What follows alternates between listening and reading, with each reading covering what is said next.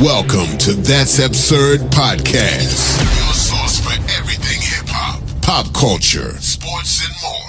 Tune in, subscribe, enjoy. Yo. Welcome back to another episode of That's Absurd Podcast. I go by the name of Juno, a.k.a. Melvo. It's your boy, Gene P. And it's your boy, Swerve, the Platinum Kid. Back for another week of the bullshit. It's been about 2-3 weeks, fellas. What have you guys been up to, man? How's life? Swerve? Nate, tell the people how your life been, bro. Or Nate? Past 2 weeks, been pretty decent, not too bad. My youngest boy, he turned 13. I don't have any, so all my kids are teens and up now. Damn. Yeah. I saw a picture of him the other day when you sent it in the group chat. I was shocked. Yeah. I was like, when did this guy's head get so long? Got dreads down to his shoulders now. That's about it. Just doing stuff at home, all that, computer side, and that's it. Took him out for his birthday. He went to go play his games, and that's about it. And we got another. My oldest son took him to. He had a school like prom or one of those things. That's about it. Just the stuff around the kids. Prom's getting kind of out of hand nowadays, don't you think? Oh, what do you mean with how these kids be going out and all that? I don't know what prom when you said prom, is that you talking about high school prom? Yeah. His was actually not a prom. His was like a homecoming. They don't do it like that at his school though. But I know you're talking about how these kids be going all out with looking like I'm talking about a dance? Like a damn wedding. Like the homecomings, like the dance. It a dance? Yeah, it was like a dance. Yeah. Yes, yeah. Prom is kind of prom is separate from dancing. Prom, homecoming, whichever one you suit up and tie. It ain't the same. Prom is a little bit more. I don't know if it's suit and tie. You do a little extra when you go to prom. I'd say homecoming too. You don't think so? No. Homecoming, maybe. Yeah, that homecoming is probably prom's little sister, but prom is the big show. Nigga, homecoming, you don't go put on a tux. You don't put on a suit for homecoming. For homecoming dance? Yeah, I think you do. Yeah, I think you do. For what? Homecoming? Homecoming suit and tie. They have a whole court. They have homecoming filled with like prince spirit. And king. It's like school spirit. Yeah, I know, but they also have a dance that goes along with it. And the dance I thought was usually just regular clothes. It's not jeans and t-shirt. No, it's not jeans. It's formal. Yeah, it's pretty formal. Because prom stopped being a big thing. Prom was a big thing in middle school. Prom is still a big thing. Prom's still a big thing. I think it's even a bigger thing than it's ever been. Way bigger. You sure that's not homecoming we're seeing these kids going to? No, nigga. Why nobody shows? No one hashtags homecoming dance. Blah blah blah. We had a lot of homecomings that are more popular than proms in Palm Beach. No, we did not. Nah.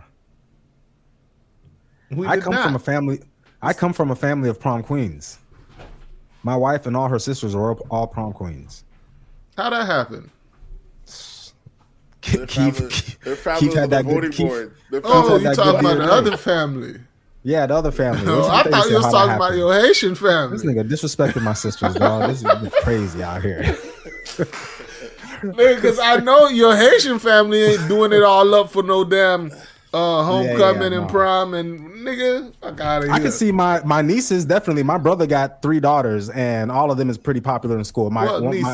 That's different. My middle niece right now, she's definitely an athlete. She sent me her little track thing. She got first place in discus and in shot put, MVP in 2025. You have to give him the Mano stare with the glasses, Judo, when he does that.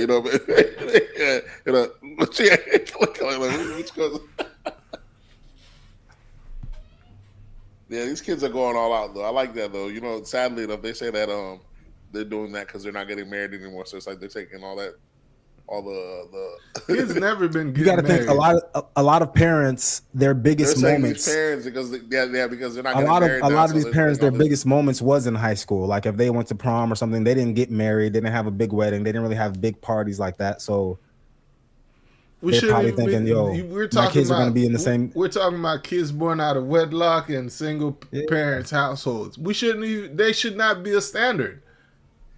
But that's what they're saying. People are saying that's why they're I know you're saying baby shower. I get what you're saying because you're saying that people aren't getting married, so they're being extra on the other little accomplishments in life. But because when can they be the extra? Those people technically aren't doing it correctly. You're right. Why should they be considered a standard? Juno's almost. It's not that they should be a standard, but everybody. He almost stopped himself from saying, "Why should they be considered people?" he just. I don't think it should be.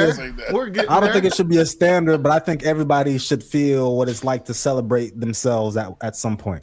I grew up. I didn't have my first birthday party. I was 38 years old. Well, no, I had one before that. But my first real birthday party was 38. Yeah. That's not even counting your Haiti age. Yeah. No, I don't have a Haiti age. What about you, sir? What you been up to for the past 2 weeks? 2 weeks. I don't know. I've been getting stuff done around the house, the yard. Being that I don't have a garage, I've been putting in a lot of storage and these extra closets that we got. And the shed that I built in the back. Now, all these rocks that I had put in the backyard and I had like set up all nice and stuff, now I'm trying to reconfigure. So now I got to scoop up. The thing with gravel and rocks is once you put it in one spot, the only way to move it is by hand. You can scoop it up, but you're going to be scooping up a bunch of dirt with it too. So now I just got to pick them up by hand, one by piece at a time, put them in a bucket, and then move them to where I want them to be. Mm-hmm. I'm probably going to get a tiller and redo my whole yard again. You better go to Home Depot. Yeah, the issue is I can get the tiller. The issue is now I don't have a truck. That's the issue. You got to have not the tiller from Home Depot. What? I'm talking about a worker. The grass? Oh, the worker? I'm the worker. Okay, you go to Home Depot, tell them niggas you got $60 to do such and such. You gonna get somebody that's gonna come do such and such.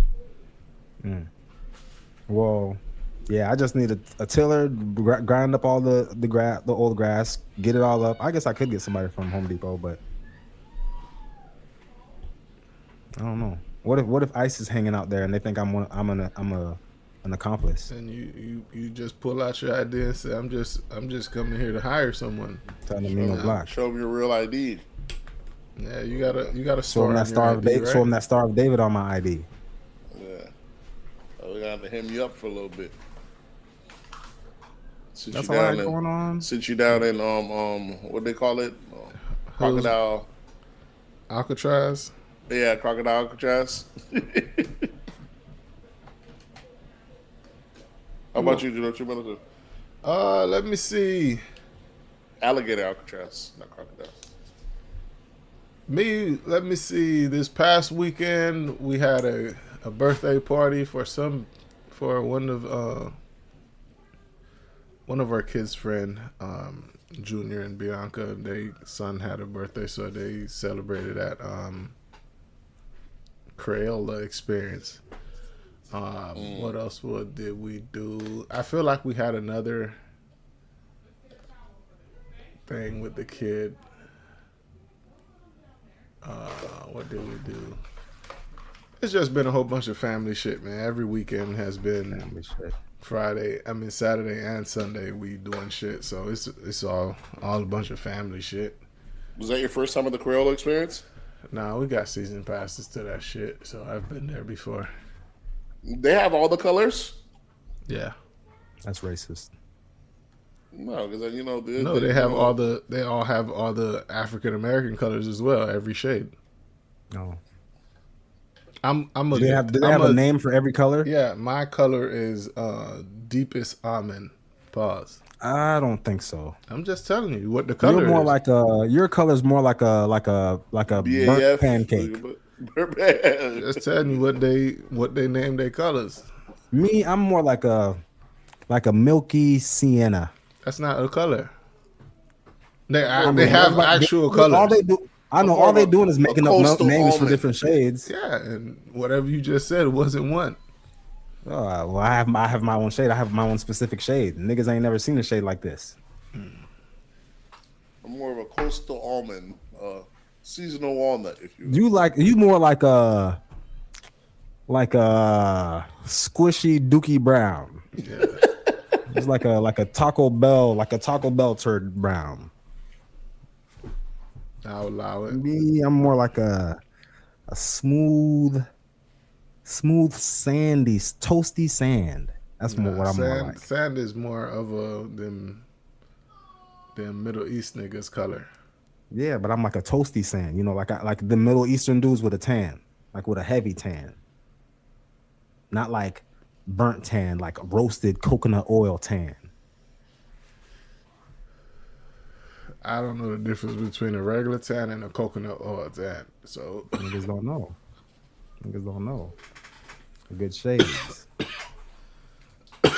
Y'all know black people get tans? Yeah, black people get tans. It's called, you get somebody like it's called you get a light darker. Skin, yeah, you get a light skin like a Janae Ankle or one of Kobe's daughters. No, I mean like they go to the type of shade. They go tanning. Yeah, I know. That's like not the average black person isn't tanning. The average black person isn't, but go on Twitter. I was shocked. There's some red bones. They tan. Yeah, that's not maybe the average something black we didn't person. Know about. That's how I see it. I didn't think it was the thing black people did. Period. Oh, the red bones are not cultured average, enough. Though. That's the problem. You're not cultured. Maybe I'm not. I didn't know you think only black people I didn't exist think we had or the kind of black people exist or the people that you probably know think about. You can't get lice. I mean, most of us can't get lice as prevalent. I mean, it's a thing, but that's not true. All of us can get lice. Just not as prevalent because our hair excretes oil. All of us can get lice. You said all of us cannot get lice. That's not true. 100%. I didn't say none of us. I said I said you probably think we still can't get lice. And what did he say, Swerve? I said just not as prevalent. No, you said all of us can't get lice. Nate, I'm a wordsmith. I listen to words. I never said can't. That's why the word prevalent came. I said it's not as prevalent. That's not how the word wordsmith works. You listening to the words doesn't make you a wordsmith. Yeah, I listen to the words and I understand the context, words, and the meaning of words. Niggas don't use words with their proper meaning and their proper context. But I didn't use the word at all, though. I'm just saying you didn't use wordsmith in its proper context. You said most of us cannot of any kind is the person lice. Who's actually making something. So you making the words, coming up with the words, that would make you a wordsmith. That's not. I bet that's not the definition of wordsmith. I'm pretty sure. How much you want to bet? I think a wordsmith. I know what a smith is. A wordsmith isn't even knowing the words. You gotta be able to one using the words. To use the words, yeah, a smith, just like somebody, just like any type of other smith there is. Not just understanding it, using it and understanding it. But he had to use it in order to understand that. Matt, did you not use the word? No, he ain't using no words. He was just listening to what you were saying, and then he said he's a wordsmith.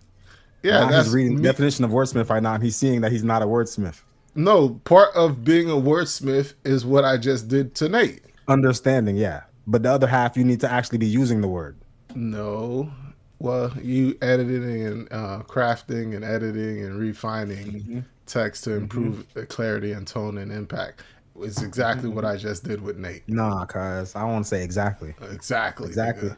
If you don't like it, you don't like it. If you're a wordsmith, give me two more words for exactly. Exact. Same. You got it, cuz. You need some more words? You can call me a thesaurus too if you want to, my boy. I wasn't going for that, but since you want me to test me as a thesaurus, not as a wordsmith, because the proper word to use for that, what you just asked, is thesaurus. A thesaurus is a book. I know. I'm not asking you to be a book. I just wanted you to give me another. If you're a wordsmith, that means you can come up with words. No, okay, no. You can come up with words and use words. To give you a word that means the same as another word, which would that would not make me a wordsmith. It wouldn't make you a wordsmith, but only a wordsmith would be able to give me multiple words. No, that's not true. The thesaurus is the person. No, I'm not. But I'm talking about people though. Now you're talking about a thing. What person would be able to give me multiple words? A thesaurus. That's not a person. That's a book. That's a thing. That's where you would. That's what you would get the information if you want. No, but what if I wanted to go to a person? Who would I go to? Different words. Wordsmith. No, you'd go to the wordsmith if you need him to clarify, what you're trying to get across, sir. And what are we talking about right now? I'm just telling you what a wordsmith do. What you use a thesaurus for? I'm just trying to educate. See, last time I tried to educate a nigga, he told me I was hating on his dreams. I don't want you to do that for fun. While niggas was out here talking about Bibles and shit, I was like, nah, I'm good. Give me that good old thesaurus right over there. That good old thesaurus. Give me some shit I can actually use. All right, let's get into the bullshit because we've been on it real quick. What's the name? Pause, bro. Pause. So let's jump into politics. What y'all niggas think about this? Trump trying to get rid of birthrights as we know it for American citizens when you're born on this land. What's your opinion on that? Okay, so birthright citizenships mean any person born on American soil is automatically an American citizen. And he's trying to change it so that if you're born here, you're not.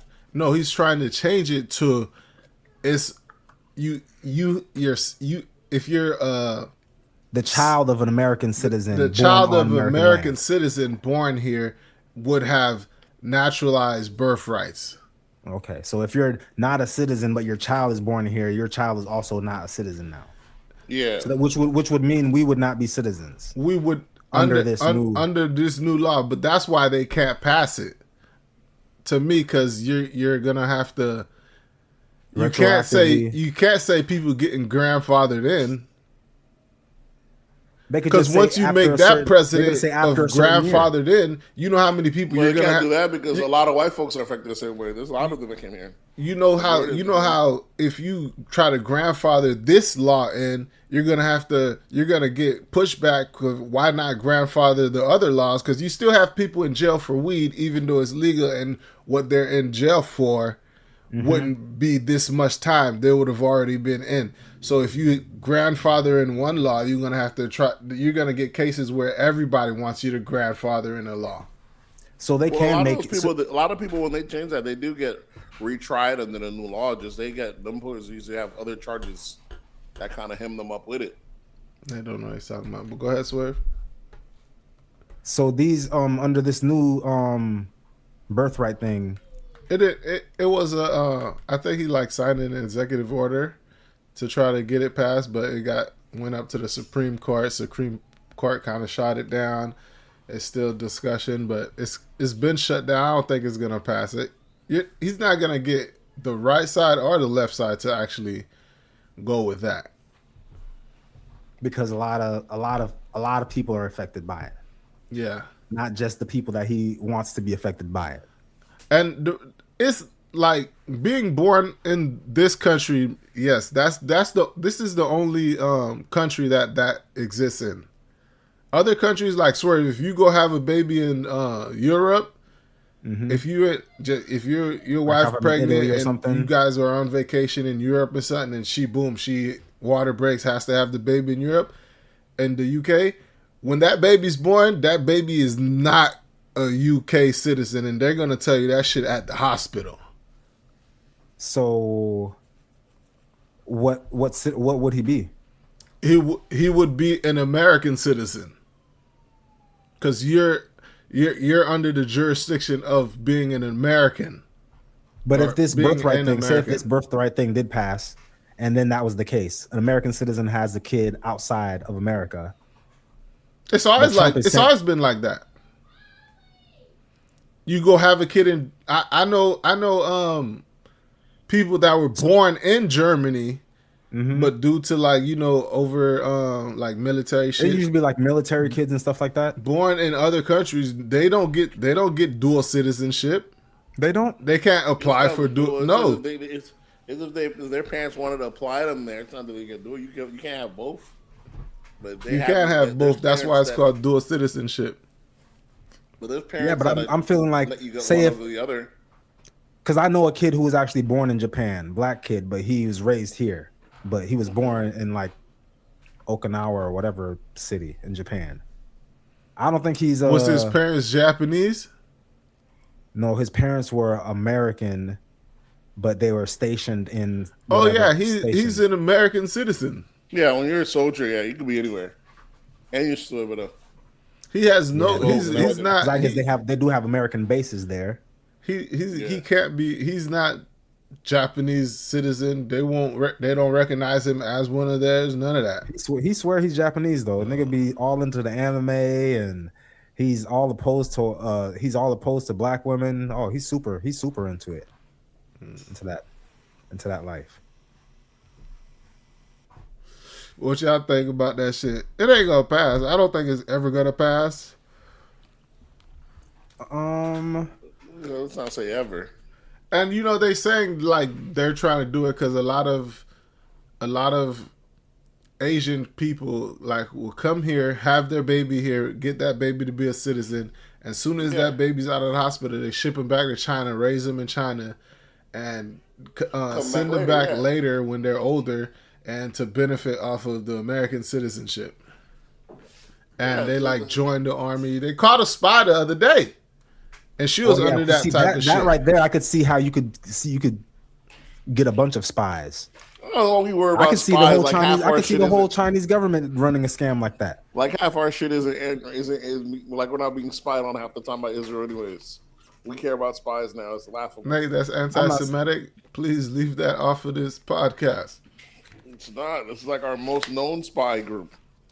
The Jews? Yeah, the Jews, the Israel. The state of Israel specifically. We're the most spied on the most by them. So it's the fact that we'd even think about that is laughable. Other people coming here and being, I don't think, so you think Israel is sending people here to be born as American citizens, then sending them back to Israel to train them, and then bring them back to America? Only the China's doing that. Only the Chinese do that. Israel, they're here. They don't make a difference when they're here. They're just spying as far as weaponry and getting in position, everything for their country first.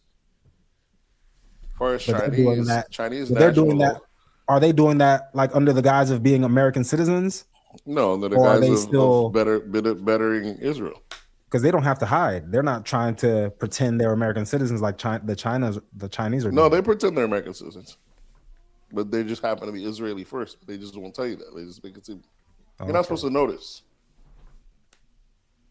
How do they hide? The question is, how do they hide that nose? That's the real question. That's anti-Semitic right there. I know. Not giving you that one. That's from there. But they run things from the. They run things in plain sight. They run their play in plain sight.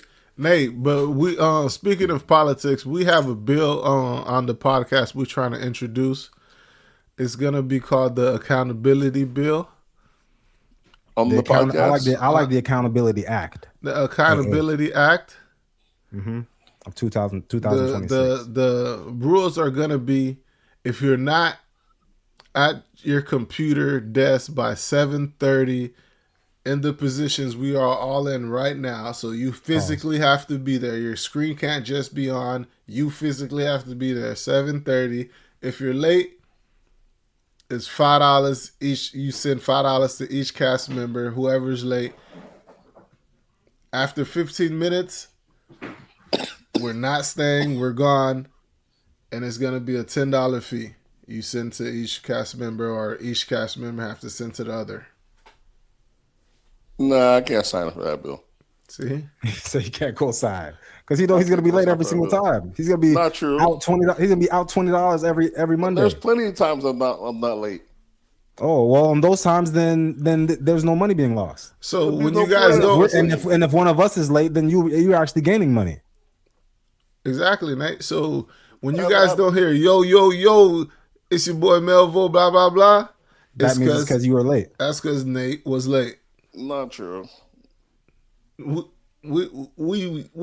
very consistent. We one time had 52 episodes in 1 year. Mm-hmm.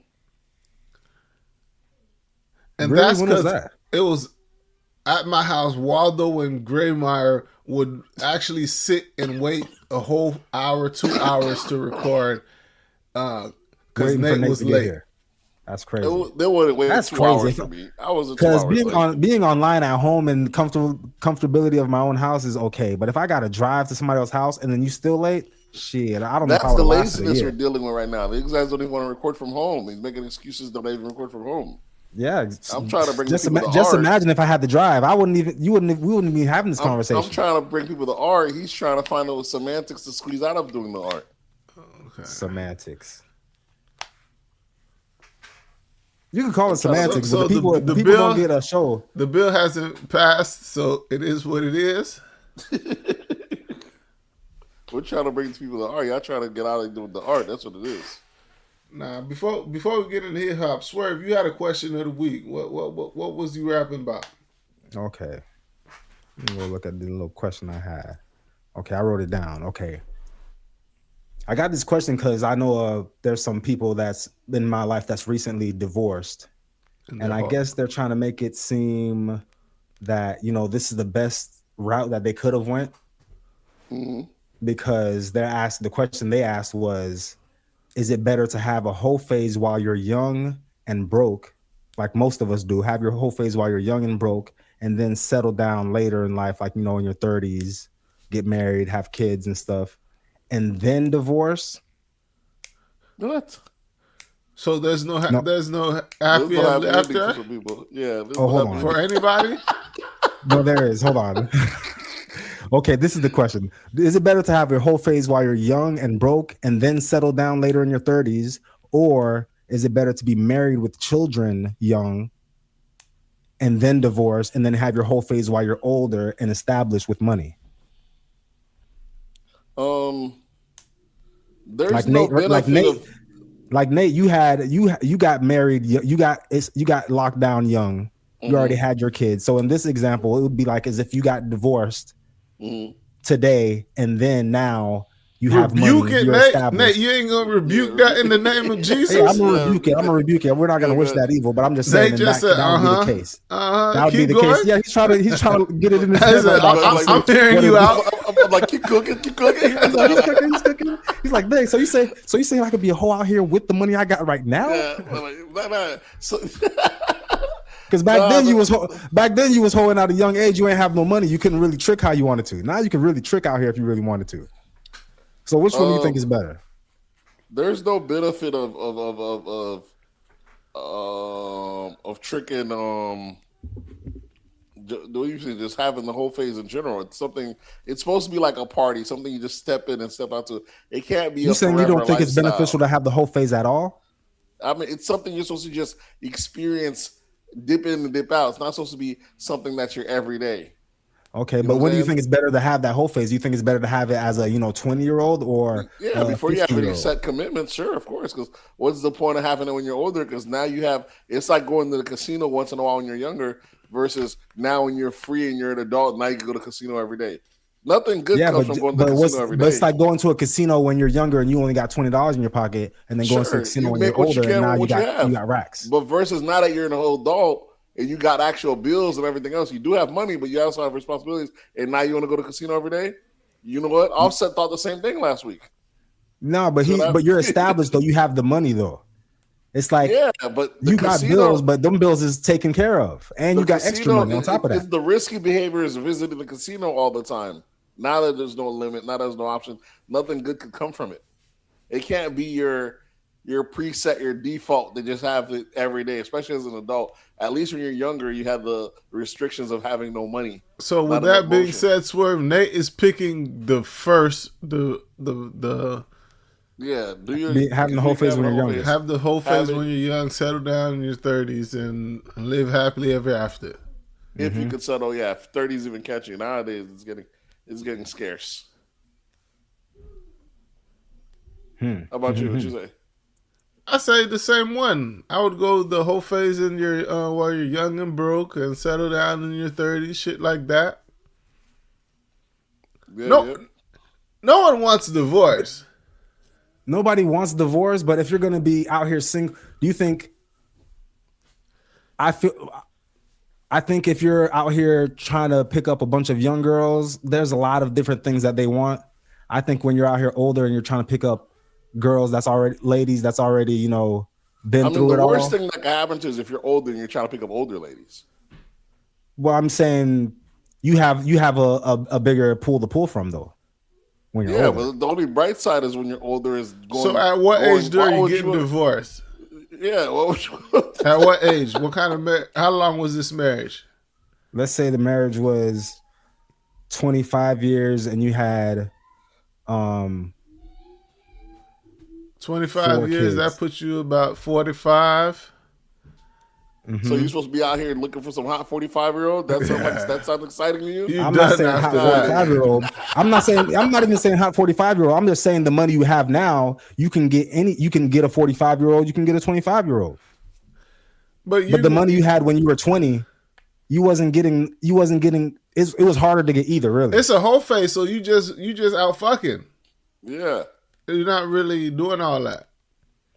Exactly. And I think the 45-year-old women, for the guys who are older in the whole phase, the 45-year-old women are out here just fucking too. Exactly. The 45 women out here catching young boys. Yeah, whoever they catching, they're not catching a committed relationship. Of course, they're out the game. They're free agents now. When you're out here tricking with the young women at a young age, there's a lot of tricking you got to do, a lot of misconceptions. But those also could be a lot of deceiving wives, you got to do. Those could also be potential wives. Those are young recruits. But if you're in your whole phase, you're not trying to recruit. You're just out here just trying to get your numbers up. What do you mean? When you're older? No, I'm saying when you're in your whole phase at a young age. Yeah, the whole phase eventually has to end because it's a whole phase. Eventually, it has to turn into recruiting and dating with a purpose. So you'll get something. Exactly. Yeah, you're right. You got to plant them seeds. But I'm still picking the whole phase while you're young and broke. Yeah, it makes sense. I don't know why anybody would pick the later, unless, of course, you would say that after you get divorced and be like, oh yeah, I'm having the time of my life out here hoeing around at 50 years old. You know, the culture tries to do shit that they can't win at. They start acting like they don't want to be a part of it. So if you can't get married, they're like, who wants to get married anyway? Yeah, shit like that. You can't get a partner. Who wants to be in a relationship? It is. They start, you know what I'm saying? Being rich sucks. You know what I'm saying? Shit like that. You know, something like that. They just start, speak affirmation to the opposite way. Who wants to have unlimited amounts of money? Like, what are you going to do with all that money anyway? Yep. Who wants a dependable spouse? Who wants their kids to have all the same last names?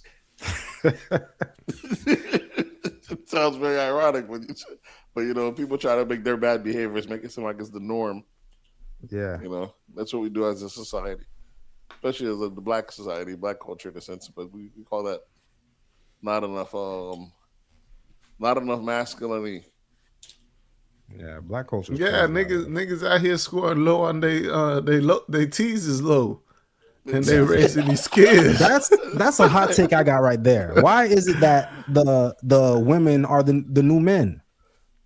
Because I had a guy friend who went outside to your dad. I had a guy who went out to the club and he said, "Man, Swerve, I don't know if I'm gonna find her out here." He always says he's trying to find Khalees. He said, "I'm not gonna find no Khalees out here, cuz." I'm like, "Why?" He's like, "Man, I went to the club and I swear it's the females are the new dudes. They got all the sections. Every section you look at in the room, it's all women in the sections. They all standing on top of the couches like the men used to do in the 90s. They got big blunts in their hands, bottles, throwing up sparklers, throwing up gang signs, shaking ass, and then the men sitting below them like the women used to do. Because the men not getting into these sections. They all just vibing down below. The fights after the club, it's women now. Think so?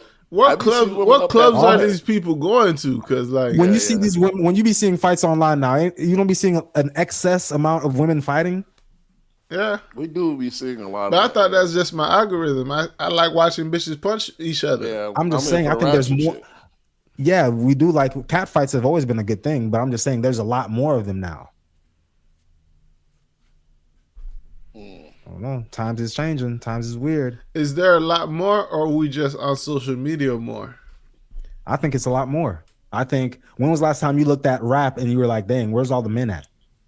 When you go to the strip club and the men used to dominate the strip clubs and now it's the women. when it comes to music. It used to be 2 Chainz and 21 and Drake, and now it's Sexy Red, Glorilla, Lotto, Cardi. I mean that always made more sense anyways. Let the women speak on the issue that you're saying. That's their type of music. But the men are the ones inside of the club spending the money. So now we have to listen to pro women speech while we're giving them the money. I saw someone that this nigga want to listen to Q-Tip in the strip club. Nate. Nah, cuz I just want to listen to some hard 808s. I just need some. Ain't nothing wrong with some murder music in the club. I saw someone said they love tricking music. I'm like, yeah, there's some fire tricking music out there. What's the tricking music? You know, music where niggas just talk about they tricking off money on girls and shit, just in general. I don't know that artist. DJ Chose. There's a couple people that make like type of anthems that are just, you know, girl, you know you fine, shit like that. Okay. Celebrating. That's that boss man music. Yeah, boss man. Yeah, boss man did tricking music. Yeah. Come get what a player, baby. Speaking of, he just dropped an album this past week. Boss Man D-Lo is actually very. I don't know if he's underrated. He's in his pocket. Yeah, I love Boss Man.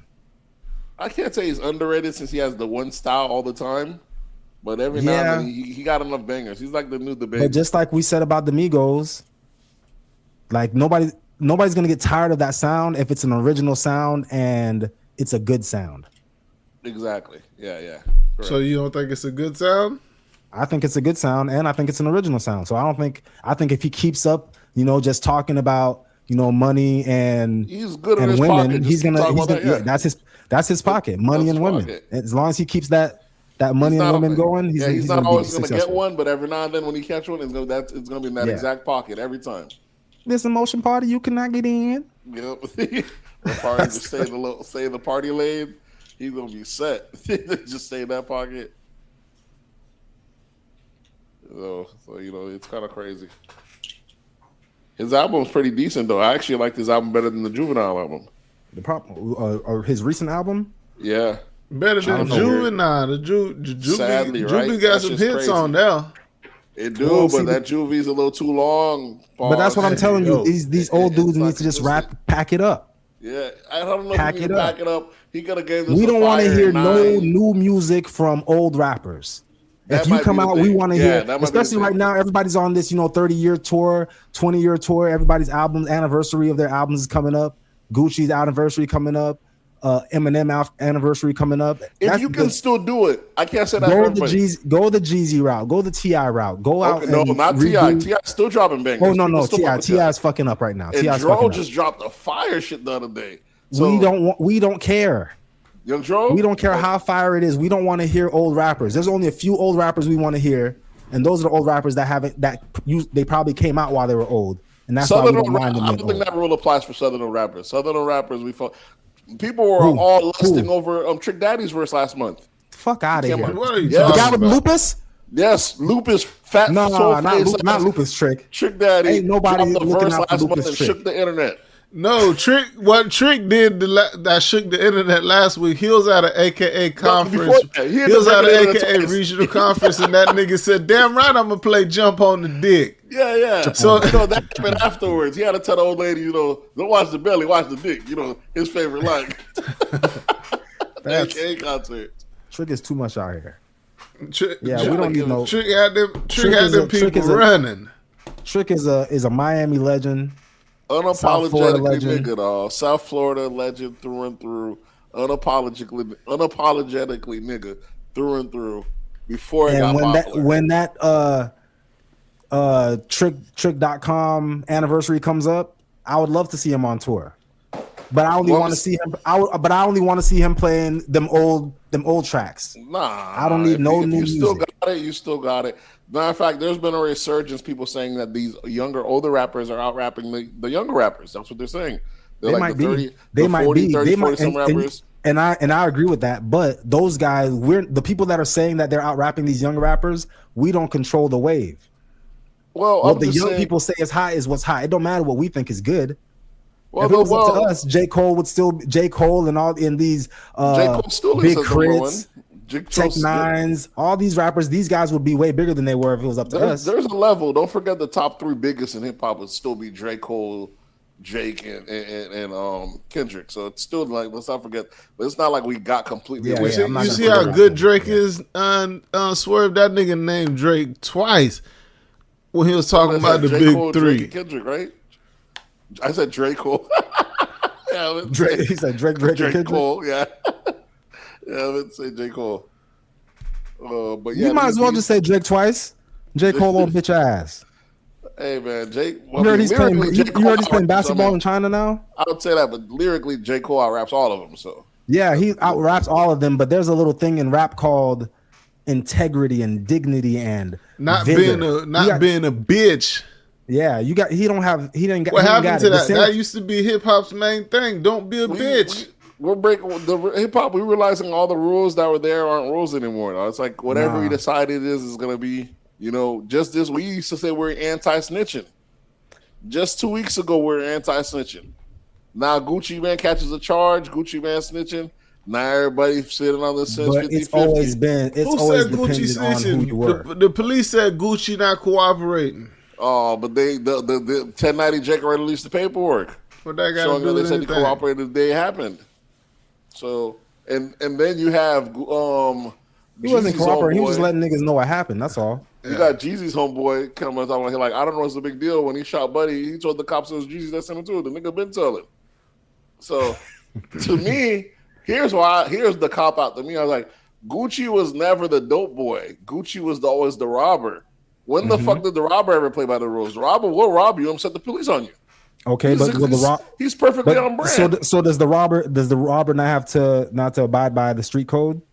No, he's the predator of the streets. He's Omar, nigga. Well, see, so there is exactly. You said he's Omar. You don't have to abide by the rules of the street. You're the breaker of the rules. People trying to make him like he was never the gangster. Remember, that's why BMF didn't want him. Now we can't have Gucci in him, and that nigga robbed too much because the niggas that rob, they don't play by the rules of the streets. They're grimy. Well, we need to have that little. We need to let the rest of the community know that this asterisk about these people, some certain people that are allowed to break the street code. I don't even care about the street code. I'm not in the streets, but a lot of people who are not in the streets claimed they're very interested in the street code because it's always so. Let me tell you the street code. Everybody's always talking about going to make the code. Black man's life more harder. That's the rule they want to follow. Yeah, everyone's playing by a different game, but Black man said, "Let me play this game by the worstest setting possible. Give me that rule." Other groups are allowed to snitch on other white man trying to figure out why is it that Gucci's snitching. Yeah, man, he ain't supposed to be snitching. What would you ask? What would you do if niggas ran into your shit, took your chains off, took your watches off, took all your money, made you sign papers that you didn't want to sign? Yeah, I'm calling the police. What's worse is you had months prior where Gucci cleared out his whole record label. He said he's only keeping Fujiano and Pooh Shiesty. You know, he was clearing up room for them, and he did just that only for that nigga to get out and nigga try to rob him. Shit is crazy. How y'all feel about Pooh Shiesty's dad being involved in all this? Oh, that nigga need to. Because when I was listening to the music and he mentioned his dad, whole family is nothing but niggas. Yeah, he is set up to lose for the jump. When he's like mentioning. When he's mentioned, the mom's wild out here. Like she's full. I'm like, what is this? What kind of family is this? Like, who told y'all that this was cool? Yeah, these niggas, they really out here gang banging. And when the mom and the dad is co-signing, what else can you do? He's like one of the last few A-list rappers. Do his time, come out, Pooh Shiesty.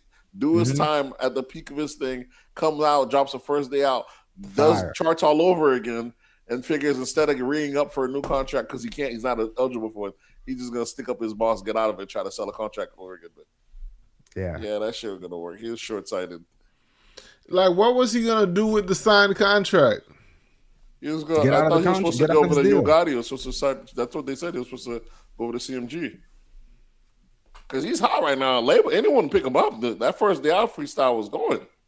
Mm-hmm. So he could be signed all over again. He did his hype, but you know what would Gucci sound like? If I already got you on a contract, I'm not gonna repay you, bro. You didn't make no sense. You ain't even, you know what I'm saying? You're still on a contract from last time.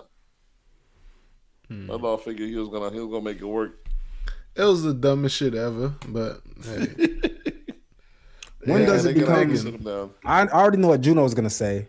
What? But when does it become the the person who wrote the contract, when does it become his responsibility to say, all right, I understood I fronted you X amount of money, but you've returned that money 50 times over. Maybe we should renegotiate your contract. Yeah, that makes sense. We can renegotiate. What's the problem? Yeah, that's the issue. That's what I'm saying. He went to Gucci and say, "Hey, yo, I done made you all this money, way more than what you signed me for originally. You didn't think I was gonna blow up like this. You probably invested $500,000 on me, and now you done made $50 million off me." Yeah, he was like, that's my entire point. That's not what Pushashi went there for. That nigga went out. He went there to get out of the contract. Ain't no negotiation. Nigga, yeah, he wanted to get out. He wanted to re-up, catch a fat doing. Swear, the nigga pulled out a gun. I'm thinking he pulled out a gun because they wouldn't let him out of the contract. The good old null and void. The good old null and void. Bring out the contract. Bring out the gun. At least give me what I'm. Whatever he's going to be getting from CMG. You think if Gucci was giving him that, he would still want to leave? Gucci would have no reason to give it to him. That's the thing. Like, I already paid you. Yeah, I understand. It'd be horrible. I already paid you, but you're also can only get someone like this when you're hot and you're not under a contract. It'd be perfect, but you can't have it both ways. You're already a signed artist. What you got to do is drop an album. That's how you're gonna make your money. Don't come stick me up. But even dropping albums, you're still eating off of me until the contract's over. Until I pay back what I owe. Yeah, not what you know until you fulfill the contract. Yeah, that's it. You're not owed nothing. How many albums he owed Gucci? He probably like 7 probably or 8. Like a 7. Yeah, probably. But look at the label you're signed to. Them niggas drop Gucci. If you're looking, you should know who you signed to. This is a nigga. What's the limit you can drop for an album for it to be considered an album? I think it has to be like 42 song projects. No, it has to be like 42 minutes or some bullshit like that, and like 9 or 8 tracks or some shit like that. Here's the reason you can't rush and do that shit. I know you think that's sort of where you can just rush and bang them out and get out the contract, but then the whole time, if you get it, you're tainting your own brand.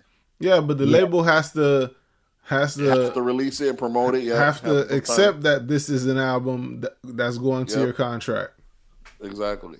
Yeah, so you could end up messing up your own brand by putting out a bunch of garbage, and by the time they let you go, now you're just like, oh, this trash ass rapper that's been putting out trash for the last 7 albums. And let's say it don't work. By the time you done fucked up your whole thing, they own all that music you did up until then, and you still haven't fulfilled the contract. So he's got both. Mm-hmm. All your old shit, all the trash in between, and you're still in the contract in perpetuity. What you do is isn't this what Drake did? Or Kanye, or not Drake, Wayne did? Or was it Drake? Yeah. Just keep putting out the music until you he's not under Young Money no more, is he? Drake. I don't know if he's under Young Money. Yeah, them niggas, all them niggas still under Birdman, bro. He's supposed to be getting out of his contract. It's a lifetime contract when you fuck with Birdman. I wouldn't be surprised if that's the deal for real. Why do you think BG album Cash Money, Juvie album Cash Money? They don't have nobody else. Turk gonna drop an album. Guess where it's gonna be? Cash Money. That'd be crazy, right? As much shit as they fell out with Turk, it is kind of sad. Turk's like the last member that shit just fell out. So Birdman still owns all the rights to his music. His earlier shit, yeah. He could re-release his shit like Juvie did. Under who? Cash Money? It would have to be under his own thing, but he could release the whole album under the same name and everything. Been over 7 years. But Turk ain't that popular anymore nowadays, so. You're right. Yeah, Turk just on YouTube wilding. There's a lot of issues with older artists. They didn't do a good job at managing their career afterwards or controlling their fame to be able to pivot, Yeah, you talking about niggas that went to jail, bro. These niggas went to jail, Nate. Yeah, but look who went to jail doing better than them. Fucking BG's brother. I'm not BG's brother, Birdman's brother. Gangster. He out here doing all these interviews. He's got a better viral presence than them.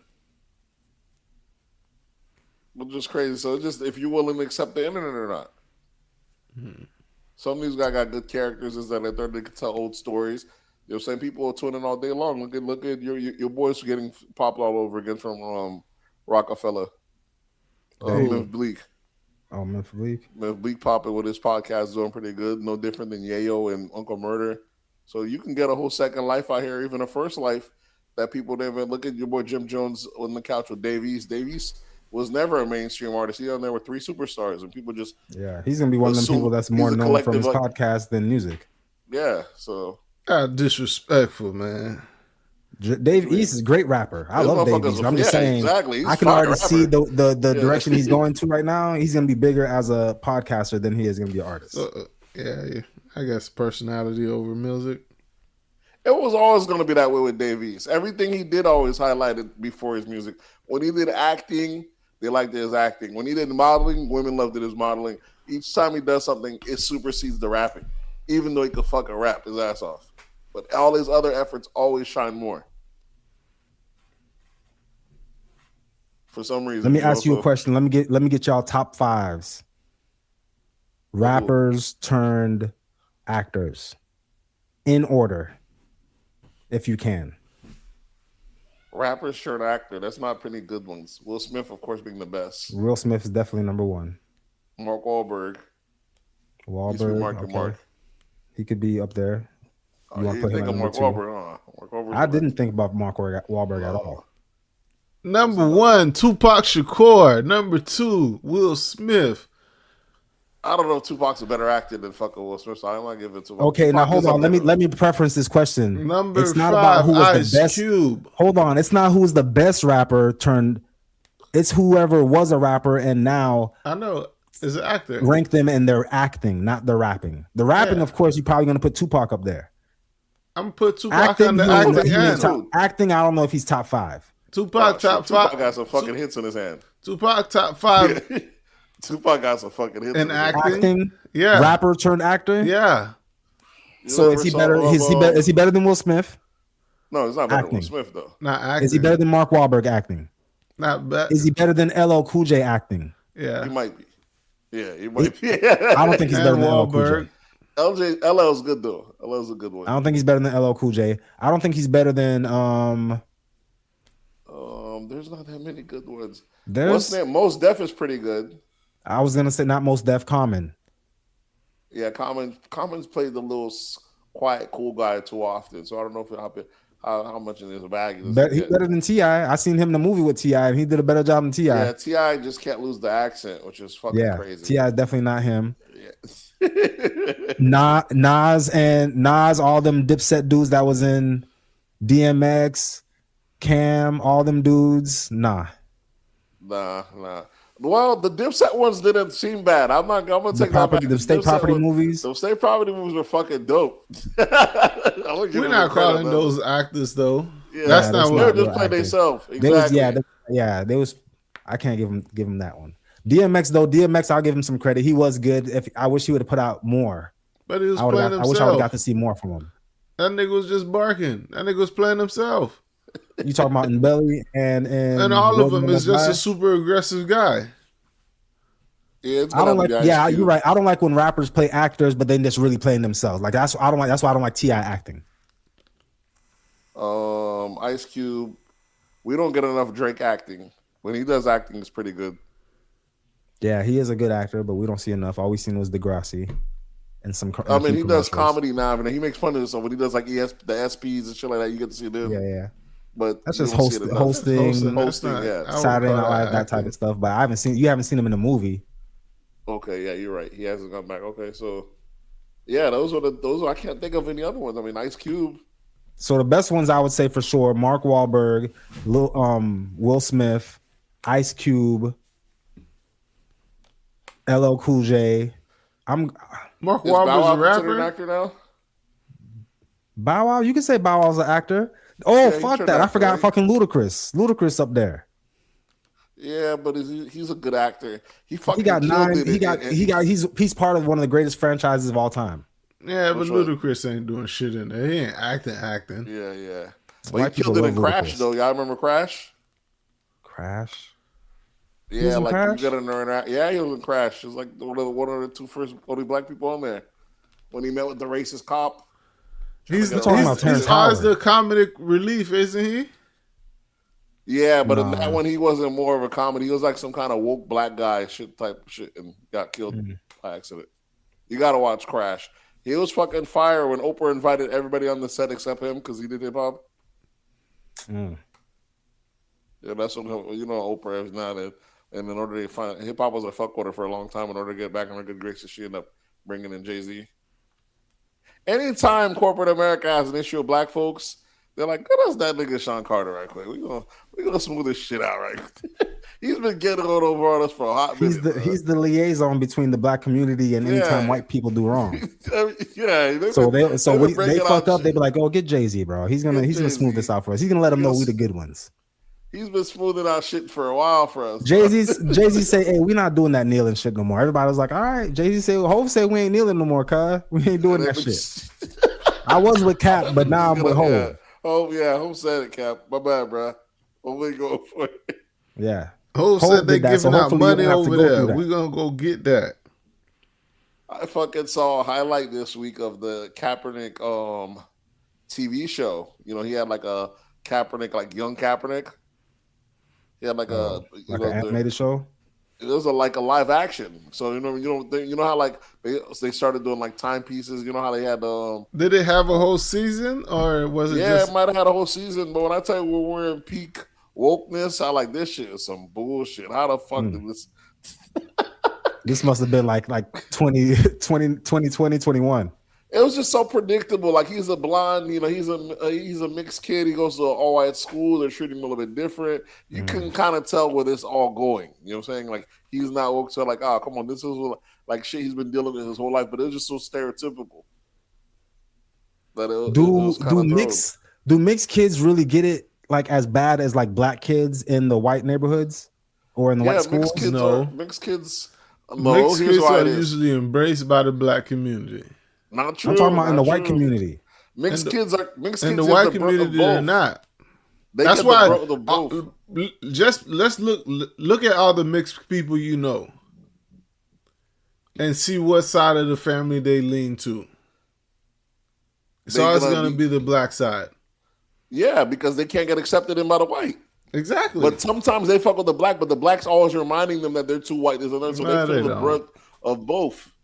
So that's what I'm saying. So if you're a black kid, a black kid, full black in an all-white school compared to like a mixed kid in an all-white school, who's going to get bullied more for their color or for their ethnicity? Probably the black. Just the mix. Just all can't black. The mix is just gonna let them. The mix is gonna be like good thing they sent a nigga over here, because I'll be getting this abuse. But I know a mixed kid, and I feel like it's a lot of he be getting like mistreated by the whites, and he doesn't realize it. Like it could be. Like if a white person call you a coon, you can't just laugh that off. Yeah, that's wild. They be calling him coon. I don't even know if he knows that it's that he should be offended. How do you know they call him coon? His friends. Oh, his friends call him coon. White girls too. White girls calling him a coon. Oh yeah. Laughing, kiki. I was like, all right, guys, I'm out of here. Y'all have fun. I don't want no HR business. I don't got nothing to do with this conversation y'all having here. Oh, this is the job site. At the job site. Mm-hmm. A lot of craziness going on. They're just reckless over there.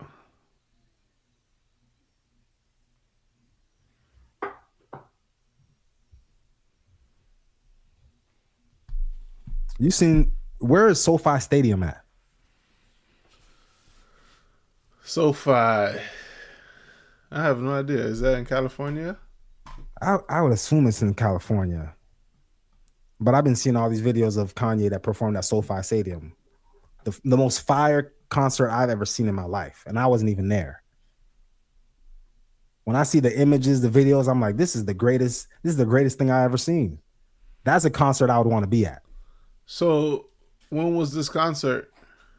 It was last week sometime. Last weekend. It was a 2-day show. I think it was like early September. Yeah, SoFi is in Inglewood, California. Okay. What are you you seen the clips of the Kanye show at SoFi Stadium? Fucking looks incredible. Incredible. Not only I told when I seen it, I was like, because my wife been to Beyonce before. I was like, have you seen the videos of Kanye? I was like, she was like, nah. I was like, well, you see this shit right here? This is the best setup I've ever seen in my life. She's like, well, Kanye might be the greatest musician in our lifetime, though. I agree. I agree. This fucking new album is fire. That's one. I didn't listen to how much times can a motherfucker get back in their pocket after getting out of it and get back in their pocket? Like, he really is doing this shit because he can. Yeah. He's that It's just nice. It's like in the times that he comes out of his pocket, it's really just like the time that he's going through in his life. All his bad albums have always been like around like bad times in his life. Well, I mean, when even things those is going good, this dude's making great music. Here's what I realized. Kanye's done what I always wanted artists to do for some reason, and it never worked. Like movies, theaters have different types of movies. Kanye has different type of projects. He has like the 808 sound albums. He has like the churches type of sound, the culture song, the ones that the gospel ones, and he had the rock ones, which was a fuck one. Those are the sorry ones, but there's an era for that too, and they make good stadium music. This, that, and third. But as you can see, it doesn't all come together until you see like the live performances, what they do, and when they come together, that shit, fuck man, every concert this man always. The big ass globe that he was standing on that was lit up the whole time. The whole sky can light up. Shit was crazy. Shit is crazy. The only thing came out. Yeah, the only thing I would hate is that like you're so far from them. Are you getting the show? Are you just taking an experience in? Or are they panning in? I think it's really just the whole experience. Just being anywhere inside the building, you're looking at this big world. It's like it don't matter where you're sitting. How much you think production was? I think they said it was like 23 million or something like that. It was something crazy. Yeah, and I would think the people higher up probably had a better view because he was so high up on top of that ball. Yeah, so people like in the 300 sections were probably like eye level with Kanye. But I was just so surprised that even like I said, even the album, the fucking Bully 2 album, the shit is fucking dope though. Like it really feel like these were leftovers from 808 and Heartbreak. Like did he just decide to release them now? You know what's crazy? I haven't listened to the new album, but I started the discography from beginning. So I went from the first album, second album, third album, no misses yet in the first 3 albums. Then I got to 808 and Heartbreaks, and I was like, this is where he starts missing. This is the strange thing. But 808 Heartbreak, that's how you get. That's how you get where he getting hit. This is where you get the 808. That's its own pocket though. 808 and Heartbreak. This it's a whole different pocket from the other 3. This is how you get the Drake. This is how you get that genre of music. Travis Scott's. The Travis Scott that was saying. That's how you get that genre of music. But this is that pocket. It'd go perfect with that one. And even though he has some albums that you'll skip, like he has gospel albums, you could pair those together and just skip them. Like they're all ISO pop albums. Yeah, which I didn't realize. Depending on what you like, because I listened to the Sunday Service album, and I like the Sunday Service album. Yeah, Sunday Services. You can keep going on with just Sunday Service. Life of Pablo was more of a Sunday Service type of thing. You can put that together. Yeah, exactly, stuff like that. So he has it like that. Where Life of Pablo was like fire. That. Yeah, like some people I like that the gospel. Yeah, that shit was on point. But his Sunday services just be hitting though. When he gets that choir involved, there's nothing you can do wrong though. Even Helen Hitler make you a fucking banger though. This man's a beast, one of the best producers / rappers all time. So all time, and then he had best actually. He brought out fucking Lauryn Hill. She spit an old school verse. I don't know if it was old or new. That shit was straight gold. It was an old verse, but she just had day in this bitch. It was an old verse, but it was a different flow than she had on the original time. She could drop this shit today and be killing it. This shit's fucking fire.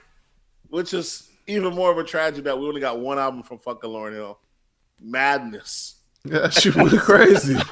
Yeah. It just came in, lit fire, gave us a diamond and dipped out. I can't say somebody who the same reason why I say we got to take Biggie off the list. I can't say somebody who gave me one album is the GOAT. Here's why they say I can say she's up there because she's like Picasso. I just did a fine painting and that's it. I don't need nothing else. That's my one art, and that's it. That's why I'm gonna put you up there. One album. And that's it. And she got the Fugees to go along with it. So yeah, that's why I can put her up there. But volume of work also matters. It does. Volume of work definitely matters. Fire ass album and dipped out. I think it's different because she does have that Fuji stuff. It do, yeah. Before that solo album. And also that Fuji's album was also considered like one of the best albums, like best hip hop albums of all time. Yeah, the score. But that's how we get the sprinkle because she was part of a group, and then you got her. She's part of the group, and then she came out with her own solo album. That's one of the greatest all time. You know whose career would have been perfect? It'd have been like that. Your boy, Jay Electronica. What he dropped? With his mixtapes being so fire, the Exhibit C and shit like that. Had he not, because he refused to work with, had he had a perfect like group thing and he would have went off with the Exhibit C was him, people would have ranked him. Now people rank him as fire, but just he never crossed the cusp. People still waiting on him because he has so much potential. But this is a guy that has so much. He still don't have no classic album yet. With all the talent people be telling me Jay Electronica have, where's his classic album? That first album, I mean, it's not even album, it's an EP, but I guess that's what's so crazy about it. Like a little 3-track song that people treat like is the greatest track ever, which is arguably one of the greatest tracks ever. What is it called? Exhibit C? That shit, you gotta listen to it. That shit is fucking it's up there, dog. If I had to show someone hip hop and they had a very few tracks to go, I had to break this out like this is what hip hop is. It's standing on it, dog. That Jay Electronica is a beast.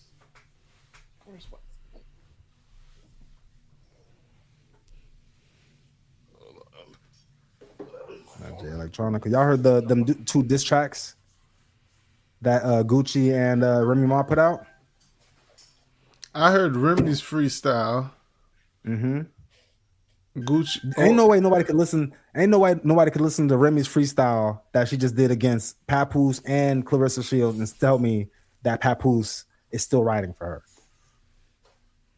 Or that Papoose that she can't write her unless somebody else, unless you think no one ever said she can't rap.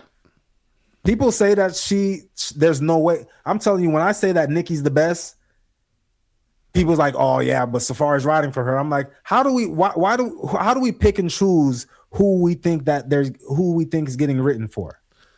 We're not. I don't think people will look at Remy Ma and say Papoose is writing for her, but like if y'all at the studio every now and then, yeah, that nigga might throw you a slick verse or a slick or tell you how to fix some certain shit. That's normal shit.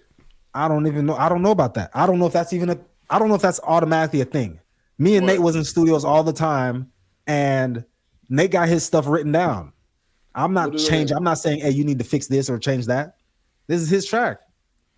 What do you mean? Like, why is it that people pick and choose who they want to claim got ghostwriters? Like, if I say Nicki's the best, they want to say, oh, but she had Safari.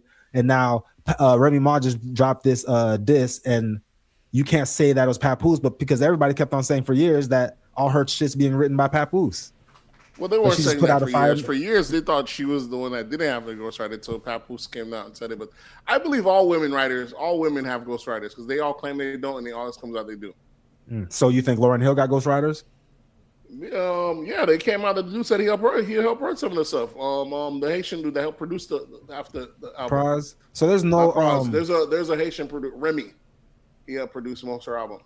So there's no female. Exactly. We can put in the conversation and say that they write their stuff.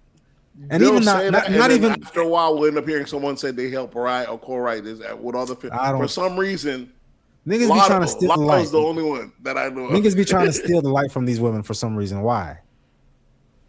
I don't know. You would think because women are very smart. Because if they know how to write books, they're intellectual, so they should be able to just write lyrics. And if you come into the studio and you help me with one line, is that enough for you to go on a podcast and tell people that I helped this woman with her writing? Because if you put it on wax.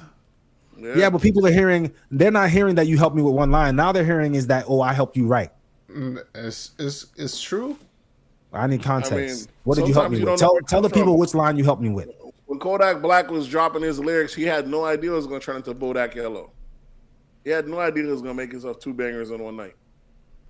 Yeah, well, that's an obvious ripoff. And even then, I don't think that Cardi wrote that. Yeah, because Kodak wrote it. No, I'm saying I'm talking about even the remix that Kodak that Cardi did with her lyrics and everything. I don't do a part for women. I don't care if they have ghostwriters. who has the best ghostwriter? To me, Cardi B probably has the best ghostwriter in the game because all her shit hit. So it's really not a competition of who's the best rapper. It's who has the best ghostwriter. Music. For women, I just say who got the best music. That's all I come to. I don't worry about the rap. He's a chauvinist. No, I think when it comes to rap, you have to have some type of. The rapping is about your intellectual luck with the skill. women because they all have a guy in their group that they're gonna say that didn't write. So what you're saying is women are too dumb to come up with their own lyrics. That's what you're saying. They shouldn't be, but that as far as hip hop, they shouldn't be. That means they are. They shouldn't be means they are. Every time there's a woman, there's a guy there that somehow her pen or helped with her pen. It's always been like Lil' Kim, Foxy Brown, you name them. Everyone. Most of the ones that we know. Because I don't want to believe that. I don't have any writers. Eve's the only one. I don't want to believe that Glorilla got writers. Who? I don't want to believe that Glorilla got writers, but I want to. That bullshit Glorilla writing. You think she need an assistant with?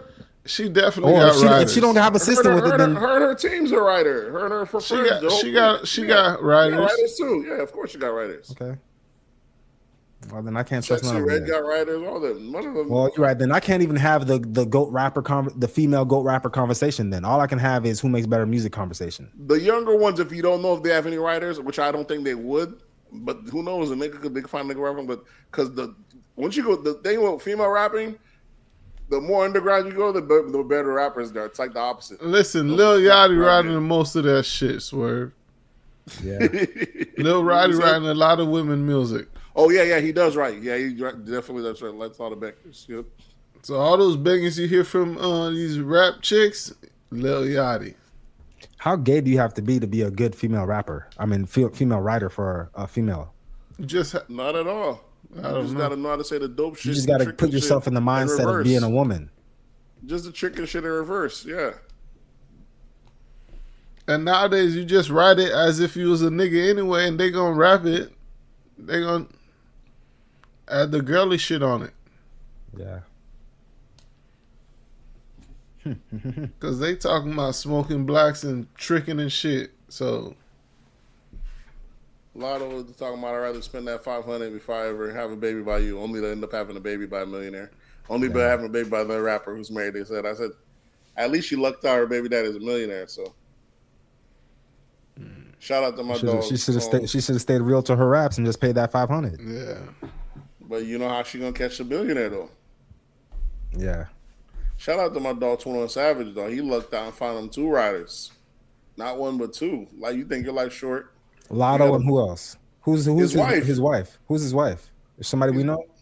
No, he's just a wife married with kids. And she's sticking by him like Otto's sticking by him. Damn. Good life. Good life. That's what they. His shit ain't even get fucked up. Not at all. Who knows? He might have to come on with some bullshit, you know. It comes with it. It's all good till it ain't no good. Like, jumping into sports, did you guys hear about Luka's baby mama drama?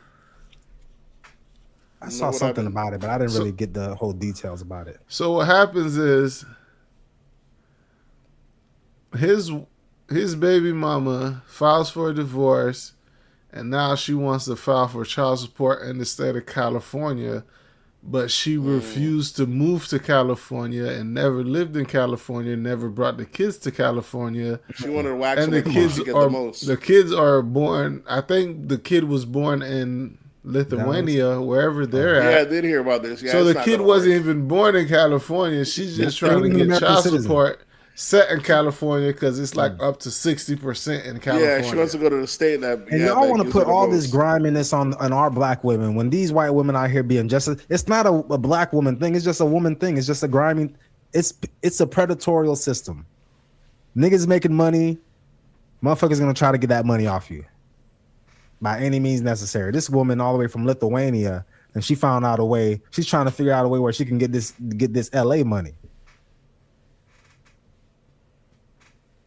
Fucking Luka. Shit's wild. Shit fucked up Luka for about 4, 5, 6 games. Nigga couldn't play, bro. Nigga was angry, getting texts all over the place. He need to get himself a black girl. That's what he need to do. I don't know if color matters when it comes to these gold diggers. Dirk got himself a black woman, strong black woman. He ain't got no issues. It's all the same when they come divorce time in the NBA. But this is crazy. This is a young couple we're talking about here. Your boy. What's the chances I just get traded to LA and now you want to get a divorce and you talking about some child support in LA? All this, nah. Yeah, bro. It seems like a scam to me. She's waiting for him to get traded. She knew she was gonna get traded. He was gonna get traded to LA. Mind you, she lived with him in the house in Dallas, but refused to go to California. Never moved to California. Never brought the kids to California. All of that. But she want to file in California. Sometimes I wish I was. He's still better off than Zion. Sometimes you just gotta hire a hitman, bro. Gotta keep one of the tuck, right? Like, yeah, bro. Well, if you stay off the phone, it's not hard. You just got to go through the hood and find. That's why I realized there's always gonna be an Epstein. Rich people is always gonna need someone to do dirt for them.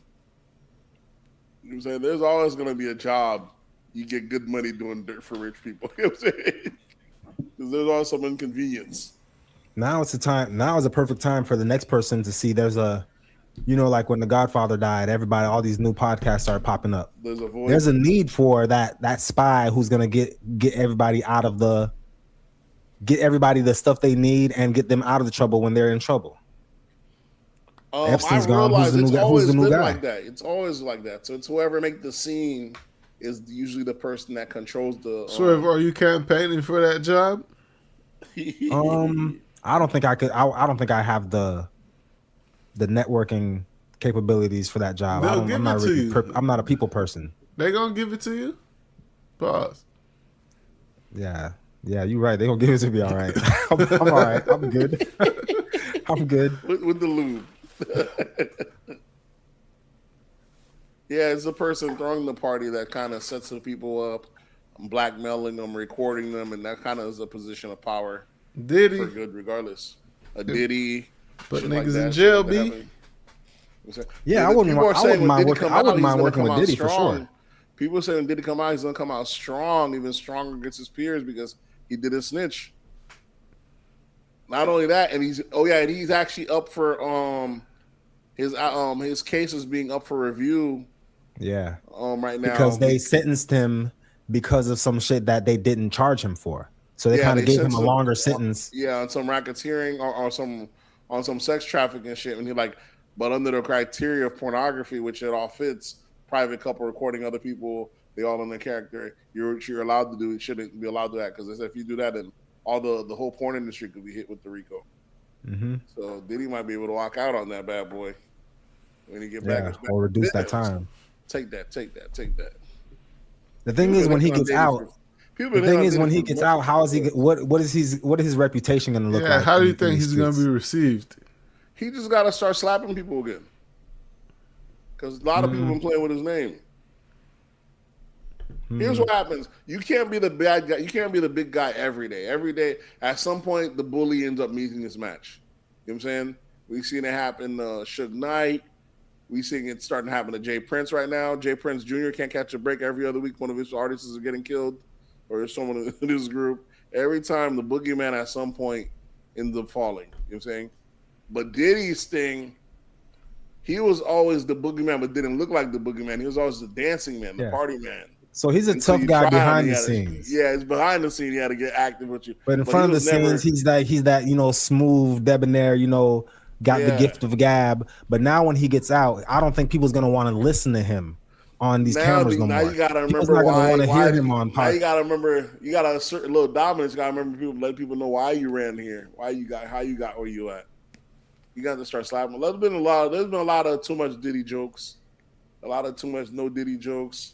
Someone's gonna he's gonna have to that bad guy that we've been seeing behind the scenes or that we haven't seen behind the scenes. He's gonna have to put that up front now. Yeah, that's what I would have to do. Because some of these guys, they're playing with his name too much. No, I don't think so. I think he's gonna have to go like the complete opposite route. He's gonna have to lean into that brother love route and just be like, "Yo, we just like to have fun over here." Cause I don't know what these dudes over here talking about, but we just like to party. That's all we do. Oh, yeah. But that's for the white folks all day long. But there's some niggas that's gonna try them. We're already all he got to do is worry about the white folks. Once the white folks accept them, of course we're gonna accept them. We might accept them before the white folks do. We don't even need all that extra song and dance he's about to do for the white folks. He don't even need to do that for us. Listen, the black folks. I'm already ready to take them back. Black folks are more forgiving to white and others than they are to their own. Mm-hmm. I don't think that's necessarily true. I think we're just more forgiving in general. Yeah, in general, like because right now people are like dropping Kanye because of this whole Semitism, anti-Semite, whatever talk he be talking.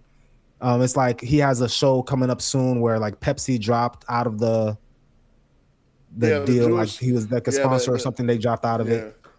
But meanwhile, we're out here still talking about Kanye and how much we love Kanye. We forgot that he said slavery was a choice. Yeah, but that's us though, bro. That's what I'm saying. We already didn't forgave him. As soon as I saw that big ass ball that he was rapping on top with Lauryn Hill, I was like, oh yeah, this nigga's the greatest. I don't care what he's talking about. You forgave him. Black still don't. He said slavery was a choice. I was like, you know what? Them niggas did probably choose that shit. They could have left. Yeah, blacks still don't fuck with that nigga because of that. There's some blacks that don't fuck with him. He's very controversial. Some people are, once you're told not to fuck with somebody, not fuck with them. Some of us are very cutthroat like that because we haven't got the memo around that everyone's come on board. And there's some people that still don't fuck with Charlemagne from back in the days when they seen him used to be his old way, Mm-hmm. They didn't realize my dog done turned full bitch around now, but yeah. See, so he did that transformation for no reason because some people will never let up. Full bitch is crazy. Yeah, but just imagine if he didn't make that transformation, he wouldn't be as big as he is now. Hey. He wouldn't be on CNN and Fox News and. Well, yeah, he did play the mental health game. He played him he got him right by the. He got him by the mental health hustle. He did. He got him with the sleeper with that one. But the other version, the mental bag, the pro women, the pro dem.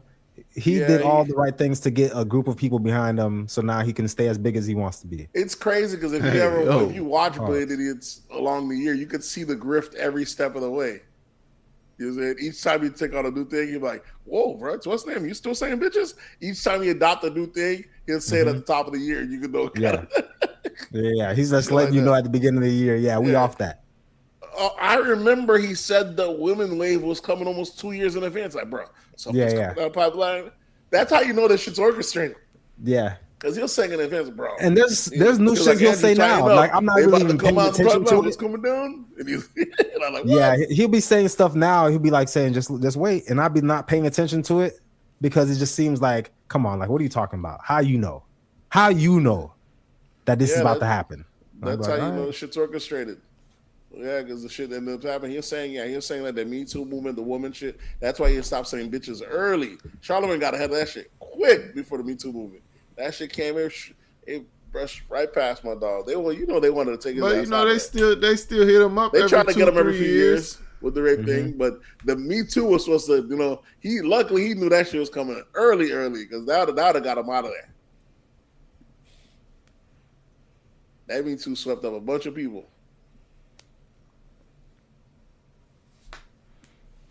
What else y'all heard about the R&B tour that's supposed to be happening? Chris Brown and Usher. They call it R&B for Raymond and Brown. Raymond and Brown, yeah. What y'all trying to do? I don't think that's for us. For us, nigga, it's about going to see the bitches. What y'all want to do? I've been to a Chris Brown concert. I've been to an Usher concert. And you're about to see two of the greatest singers. I know what the vibe is like. You gotta make to see the bitches. I don't think the people out here. I don't think these women out here coming for the vibes and for the songs. They out here because they know it's about to go down.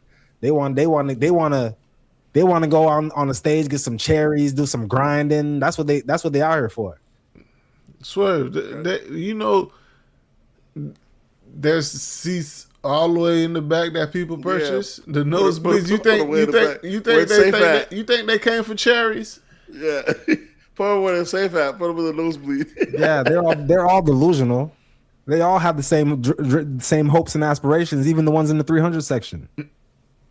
They think Chris Brown gonna fly up there on that roof and Pop a cherry right in their mouth. But is it hitting Tampa or Orlando? I don't really even know. I'm not going. I'm not interested. I already seen both of them. I don't need to see them at the same time. Pause.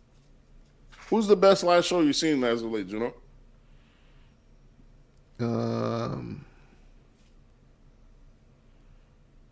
I'm still with Beyonce. Oh, you did see Beyonce. See, that's what I didn't see Beyonce. That's one of the once in a lifers, though. I gotta people. In the Chris Brown's show was a good show, visually, but I don't know about like the sound. The sound, I feel like it could have been better. I did catch him on the second night of a back-to-back, so maybe he was, trying to rest his vocals. I don't know what it was, but it was a lot of lip syncing going on. But the dancing was on point. The him flying around with the vest on, all that good stuff. It was all cool, but sound wise, yeah, that Usher was on point. That's what we got to do a Kanye concert. Yeah, Kanye break. I'd rather, how they talking about Jay-Z selling out Madison or Yankee Stadium. Mm-hmm. I'll take Kanye over Jay-Z any day. Hold on. You're talking about performance. I'd rather be at the Kanye show. It's gonna be a better Kanye show, but performance is not gonna be a better performance than Hov. Hov puts on a better performance. I'd rather be at the Kanye SoFi show that I just saw than be at Yankee Stadium with New York or Jay-Z. Yeah, everybody. I don't know what Jay-Z's about to do to outdo what Kanye did. Ain't no way he's gonna outdo what I just saw Kanye do. That's the show. Well, that's the I'm talking about the show. I'm talking about what I saw from Kanye, and I already know Kanye's music. Kanye's music is gonna be fire. Kanye's music and the show is gonna be better than Jay-Z's. Kanye might have a mask on the whole time. You're never gonna see his face. That's fine. What I need to see his face for? Come on, it's gonna be all that. While Hov, you're gonna get that authentic Hov, tear down the building. The only thing I hate is we're not gonna get the album cuts. We're gonna get nothing. That's the issue. When you go a Hov, you might get nothing but radio filler. But that's fine. But see, and if I get nothing but radio filler from Kanye, it's still a great show. Exactly, it's gonna still be fine. Exactly. I mean, the Hov ratings are still gonna be bangers, but it's not. What is Hov gonna do, bro? Hov's not gonna do shit, bro. He's not gonna do. He can't do nothing. He's 50. He's 50 almost 60 years old. Listen, Hov brings out that old Myth Bleak. Not to start bringing out old shit. And if Bean still had his voice, it would be out of here. It'd be out of here. Them two put up. Jay-Z, what Jay-Z need to do is on that second night, or not, maybe on the first night, come out, head shaved, back to the low Jay-Z Caesar, hat tilt to the side with the Yankee fitted, and then come out to that. Allow me to introduce myself. It matters more. What? Well, you guys now is more symbolic. You have your the hair? Black billionaire, matted hair, dreaded hair. That's more symbolic than the. Yeah, you're right. But for the show, for the nostalgia, he come out with the screen, with the pose, fitted. He probably figured if he cuts his hair now, he's gonna look like a little kid altogether. If he can't grow his beard, at the least he could do is grow the dreads out. I mean, that's fine. I mean, Obama don't look like a little kid. He ain't got no beard. He got a whole head full of gray hair. That's fine. That's the season. That's the season Jay-Z's in right now. And Obama's actually cool. Jay-Z's not cool?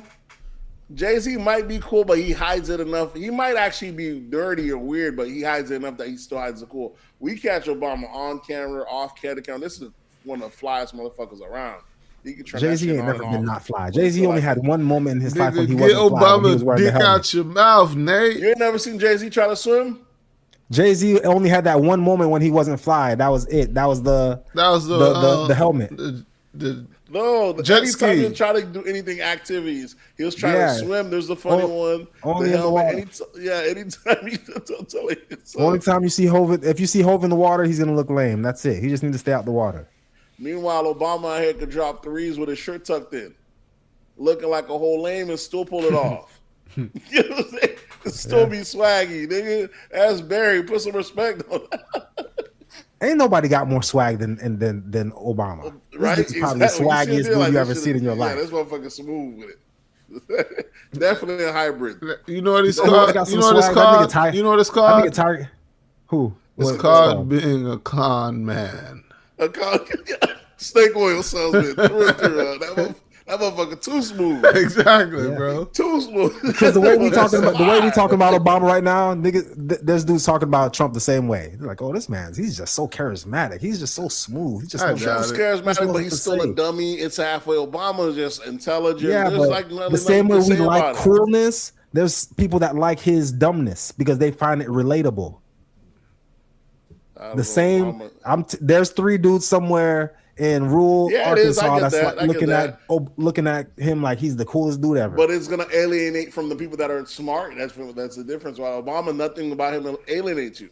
Yeah, because if you're not cool, you're alienated, and there's a good majority of the country who's not cool that don't understand swag like that.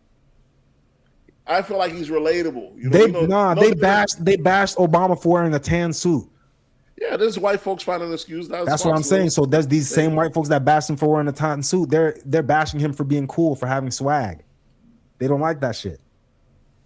I think it was more so because he was black. They don't really, you know what I'm saying? Now they're no, they don't have a problem with white people having swag. They love Conor McGregor. They love Jake Paul. Yeah, it's different. They love white people with swag. Black folks do, they think it's arrogance. They're like, you got some nerves. Yeah, it's definitely interpreted different. Yeah, exactly. Y'all heard about Jake Paul saying that he's gonna try to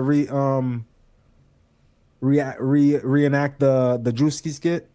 I thought I saw it and it looked fucking hilarious. And it looked like a whole different black guy. I think he did, and now people are making fun of him. Like he looks like this doesn't look like Drewski. He looks like Alan from HR, some shit like that. It's fucking hilarious. But it is. I didn't find no one making it bad. Like as long as it wasn't actual blackface, you made it look good. People was gonna, as long as it's funny, people are gonna go with it. So do you think it's a stereotype? I mean, not a stereotype. Just what's the word? You're a wordsmith. Which word? Like when we're allowed to do it, but they're not allowed to do it. Do you think it's hypocritical for people to say that it's okay for Drewski to do whiteface, but it's not okay for Jake Paul to do blackface? It's definitely hypocritical, but there's also a lot of history behind the blackface thing. Because there's no such thing. Because there's no such thing as whiteface. Yeah, exactly. Blackface isn't just putting on black makeup. It's actual history behind it, like you said. There's no history of whiteface in America. There's no such thing. The issue with white folks is the fact that they had the permission to act in their worst behavior, and they absolutely did. And they don't get to hide that anymore. Some of us, we think hypothetical, what would we do if we had that thing, but we never get to live it. But they had the permission to do it, and they showed their ass. You know what I'm saying? So what excuse can you tell us now when you're out here making black folks like, I'm black, I'm less tolerant to pain, I'm an idiot, I don't need my kids, gator bait, anything possible, whatever's the worst is the worst. They thought about it, they did it. If you guys had the money, would you hire a butler? Yeah, if it makes sense. Would I hire a butler? Yeah. If you had the money like that. It would have to be a substantial amount of money for me to have somebody in my house cleaning something that I've been doing my whole life that I actually kind of enjoy doing. We're talking about you, nigga. You rich. You living in a 10,000 square foot house, like Uncle Phil's house. Yeah, I'm gonna get you, Jeffrey. With that mindset, right? That lets me know if you were white back in the days, you would have a slave. Listen. I was a Haitian in Haiti, and I had a slave. That ain't nothing new. I went to Haiti for the first time, and there was a little girl. She was not part of my family that used to run back and forth, getting us water, go and get us food, whatever we needed. It's a tear. I think her name was Micheline or something like that. So you owned one before. How was it? Dark as these headphones I'm wearing right now. That's all I remember. I remember her being dark as hell. I remember her hands being so shiny and like greasy. I don't know. She was a young girl too. Definitely not of age yet. I went to Haiti. I was probably a freshman in high school. She was probably like. I'm saying I don't know what was going on. I don't know who else she belonged to. No, I'm pretty sure she was just my grandma's. Your grandma's property. Yeah, but who knows? Yeah, I ain't opposed to it. I'm not opposed. Yeah, if it's part of the system, if it's allowed, yeah, go ahead. I definitely would have a slave. That shit sounds so crazy. The concept of slavery is crazy to me. Like a human the owning concept another of human. owning a person. It's Yeah, not. like, yeah. Okay. I understand what you're saying. Now. Okay. Like, how the fuck did you pull that off? Imagine Okay, you so could now- have. okay. Imagine you could have 4 of yourselves, bro. Yeah, That's you having 3 slaves. You know how much Okay, shit now you hold can on. get accomplished. Now that you're to it. saying the word slaves, now it doesn't Slavery sound as means cool. it's unconsenting. How do you hold the whole other person unconsenting? That shit is that's the part that blows my mind. Like, y'all motherfuckers are bold. Okay, so now this girl, she wasn't a slave then. She was being being clothed and sheltered, and she was not. Well, she might have been getting whooped. I don't know, but she was free to go if she wanted to. But I don't think she would want to go, because where else would she go? I think she was like an orphan girl or something like that. Like her family died, and they like kind of gave her to my grandma. And your grandma said, "Get to work." Yeah, she ain't the only one, because a lot of them Haitians had. We're saying slaves, but servants. They're called buns. Yeah, bun. Yeah, maids. Maids, yeah. So they're definitely getting paid. They're not getting paid. No, they're not. They getting a house to live in. Yeah, okay, that's the payment. Living in a poor country like that, yeah, that's good enough payment. Because you could be outside in these streets right now with no roof. All right, back to sports. Back to sports. What y'all think about Jaden Ivey getting waived from the Chicago Bulls for going against the LGBTQ plus QIA BCD LMNOP? That was Canada that added all that bullshit to it, right? I don't know, but that whatever it is, you know what I'm talking about. The LGBT. Mm-hmm. I guess he went on live and was like, why is the NBA celebrating unrighteousness? Why do we have to do all this? Oh, they booted the nigga right out the NBA, huh? So at first it was just that, that he's talking about this unrighteousness stuff, but then after he got booted out, then the nigga just kind of went. People were saying like that he's having a mental breakdown, but then other people were like, is he really having a mental breakdown when he's just trying to speak his truth? Keep that true shit down, nigga. But then when you kind of start seeing the other videos, you're like, okay, now I understand. Now it's starting to look kind of crazy, because now he's outside. Like when you go to the club and you see them people outside with the blowhorns and they just talking about Jesus is coming. He was doing that shit. Yeah, you know what you could look like? Was he already on his way out the NBA? Because some people already. Why doesn't the mental health shit save him against the LGBTQ shit? Because we can clearly see it's a mental health issue. Why does him saying something I guess against the LGBTQ community? Mental health works for everybody else. You're right. So now if you're Adam Silver and now you have a mentally sick person going against the LGBT community, what do you do? Adam Silver gonna boot you out because he getting dick in the butt. Adam Silver's gay? Don't put that on my boy. I would say he's gay. He comes off as gay. He had to pick between gay and mental illness, and he picked gay.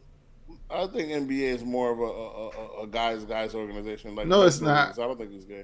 Adam Silver. No, I don't think he's not really gay for real. But I'm just saying. Not, but if someone said he's gay, you're not gonna be like, oh, it's a surprise. Get him. You're not gonna be surprised. Right. Long neck ass Adam Silver. Oh yeah, I wouldn't be surprised. Yeah, I wouldn't be surprised if they said he was gay. But if he came out the closet, you wouldn't be surprised.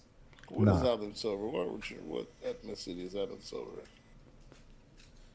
I think he's. I'm surprised, but yeah, I know what answer you're looking for. I know what answer you're looking for right now. I'm hoping it's not though. I'm hoping it's not. I never checked it either, but I always actually assumed he was. The last name. The name kind of isn't, but it could be. The nose. Yeah. What is he? Let me see. I know what David Stern was, right? Of course, that's a fuck. He's a Jewish American. He's that. You know what he was saying. He's that thing. He's them. Yeah, he's one of them. Yeah, like yeah. He's one of them. He's one of the people. That's why what do you expect? He's one of the people that's spying on us from Israel. Yeah. Kyrie Right, ain't stand a Nate? chance. Yeah, Kyrie definitely ain't stand no chance. Dog. Yeah, you're right. Kyrie definitely did not stand a chance. Like, come on. You can't speak against the boss. Exactly. And you see it, they got Kyrie out real fast, real quick. And just like this kid, they got him out real quick. Out of there.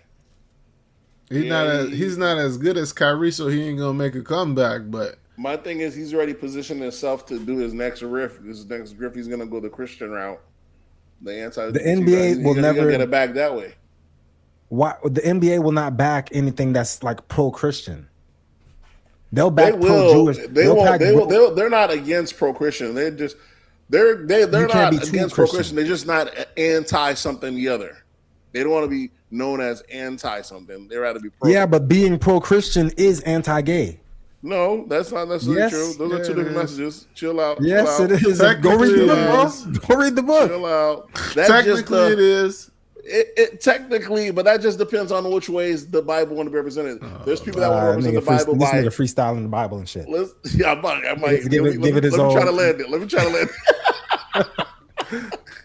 There's people that try to represent the Bible through love, offerings, giving on brotherhood, giving on to another, and there's people that try to do it by damnation, talking about don't do this. And they're both correct. Yeah, but it just depends on what representation of the church that you want to be known as. There's some people that have nothing to do. They're like, we don't have. Does the book say it's okay, or does the book say don't do it, Nate? Listen, there's people. Which one? Part of you don't have to tell the gays that they're going to burn in hell forever. Yeah, but also at the same time, you don't. What Jaden Ivey was saying is we don't have to promote it either. The book doesn't say they're going to burn in hell. But Jaden Ivey was saying is that we've never had no Christian night or nothing like that. But why do we have a gay pride night? Listen, we don't have no Christian all night. The right questions. He's asking all the right questions, but you don't do that when you're employed. You know, you can't do that on the job. Can't do it on the job. We got a massive gay scene here in Orlando. You got to wait till you retire. But he's just saying. He's on the job, and for some reason, y'all bigging up the gay stuff that his religion doesn't accept, but he has to accept the gay that y'all pushing in front of him. Bro, I would just and he's at work. If I was close to that kid, or like what's his name, like he was my family, I would say, bro, just don't participate in the gay shit, bro. This is America. Go play ball, bro. Pause. You right. Like, just don't go, bro. You don't have to put on the gay shirt. You don't have to do none of that, bro. What if he thinks that's not helping out his character? He thinks he ain't got nothing to do but to chill with Dwight Howard. And you know, I just seen a video. You know how it's gonna end. So I just seen a video of a dude crashing out like at some restaurant or something because some white guy manager or something was like looking at like pictures of like little boys or something. This dude's crashing out in front of the whole restaurant, and then he points out another black dude, another employee, and he's telling him, "Look, I'm out of here, Earl. You staying?" And Earl like, "Well, shit, I got bills to pay." So I'm like, he's crashing like he called his boss looking at children. Yeah, he said this is not the first time. So now your boss is out here a pedophile looking at little kids and stuff, and I caught him. So we're gonna stay here and work for this guy, or that's the thing. Why are we gonna have some? Like a perfect reason. That's like what kind of job was it? Exactly. That sounds like the perfect reason, like a perfect case of extortion. No, what kind of job was it? A fucking kitchen job, restaurant job, like a franchise type shit.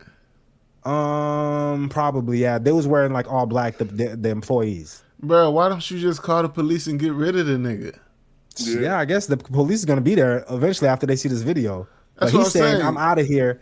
The crazy thing was the fact that he's saying, "I'm out of here. I quit." But now you trying to get me to quit my job too because you don't like what this guy's got going on. Just call the police, bro. So is that what Jaden Ivey should have did? Should Jaden Ivey just call the police? If they was doing some illegal shit, yeah, but it wasn't illegal. That nigga was just bugging out. Just mind your fucking business, bro. Yeah, you're right. He should just mind his business. That's what he should have did. All right, what's this bullshit? What's this bullshit hot take you got, Swerve? Where Wemby is better than Jordan? Jordan is better than LeBron? I wrote that because I looked at, I'm pro LeBron all day. And I remember when LeBron came into the league and people were comparing him, saying that, he's going to be the next big thing. He's going to be the guy that's better than Michael Jordan. They put all this, all these expectations on him the same way that they're doing Wemby right now. So then I thought about it, and I'm thinking realistically, just like the Jordan fans don't realistically want to say that LeBron could have possibly passed them. Cool. But can you look at Wemby and say that this guy can possibly pass Jordan? I looked at Jordan and LeBron, and I looked at both of their resumes. I think Jordan's, my hot take is I think that Jordan's resume is easier to catch than LeBron's resume is. LeBron's resume, you need to be great, and you have to do it for a long time. You have to be great and healthy for 20 plus years to catch most of LeBron's resume. For Jordan's resume, but which one is the better resume? That's the thing. Which one's a better resume? Yeah, I don't know. That part is debatable. Would you rather have LeBron's resume, or would you rather have the 6-6? We know that's the comparison. It's gonna be: would you rather have the 6 championships out of the 6 times you went there, or would you rather go to 10 straight finals, win 4, lose 6, win MVP 4 times, blah blah blah, all that? You know the spill. We know the resume. Which one would you rather catch? Would you rather do the 6, or would you rather have the long career? Which one do you think is more? Which one do you think is more difficult to catch, though? It's gonna be the LeBron one, just because of longevity, and it's the longevity. What I'm telling you is, I think me seeing Wemby right now, it's easier. It's easier to catch the Jordan one than it would be to do the LeBron one. So why are you asking me which one is? What was the question? Which one is more important, or which one's better? Yeah, because I think the one that's harder is the one that's better. Yeah, I don't want to say it's easier because I'm saying 6 is you got to be perfect. Yeah, that's Michael's, but Michael's. That's what I'm saying. You could chase Jordan's and not get it, and reach LeBron's. Yeah. You get it?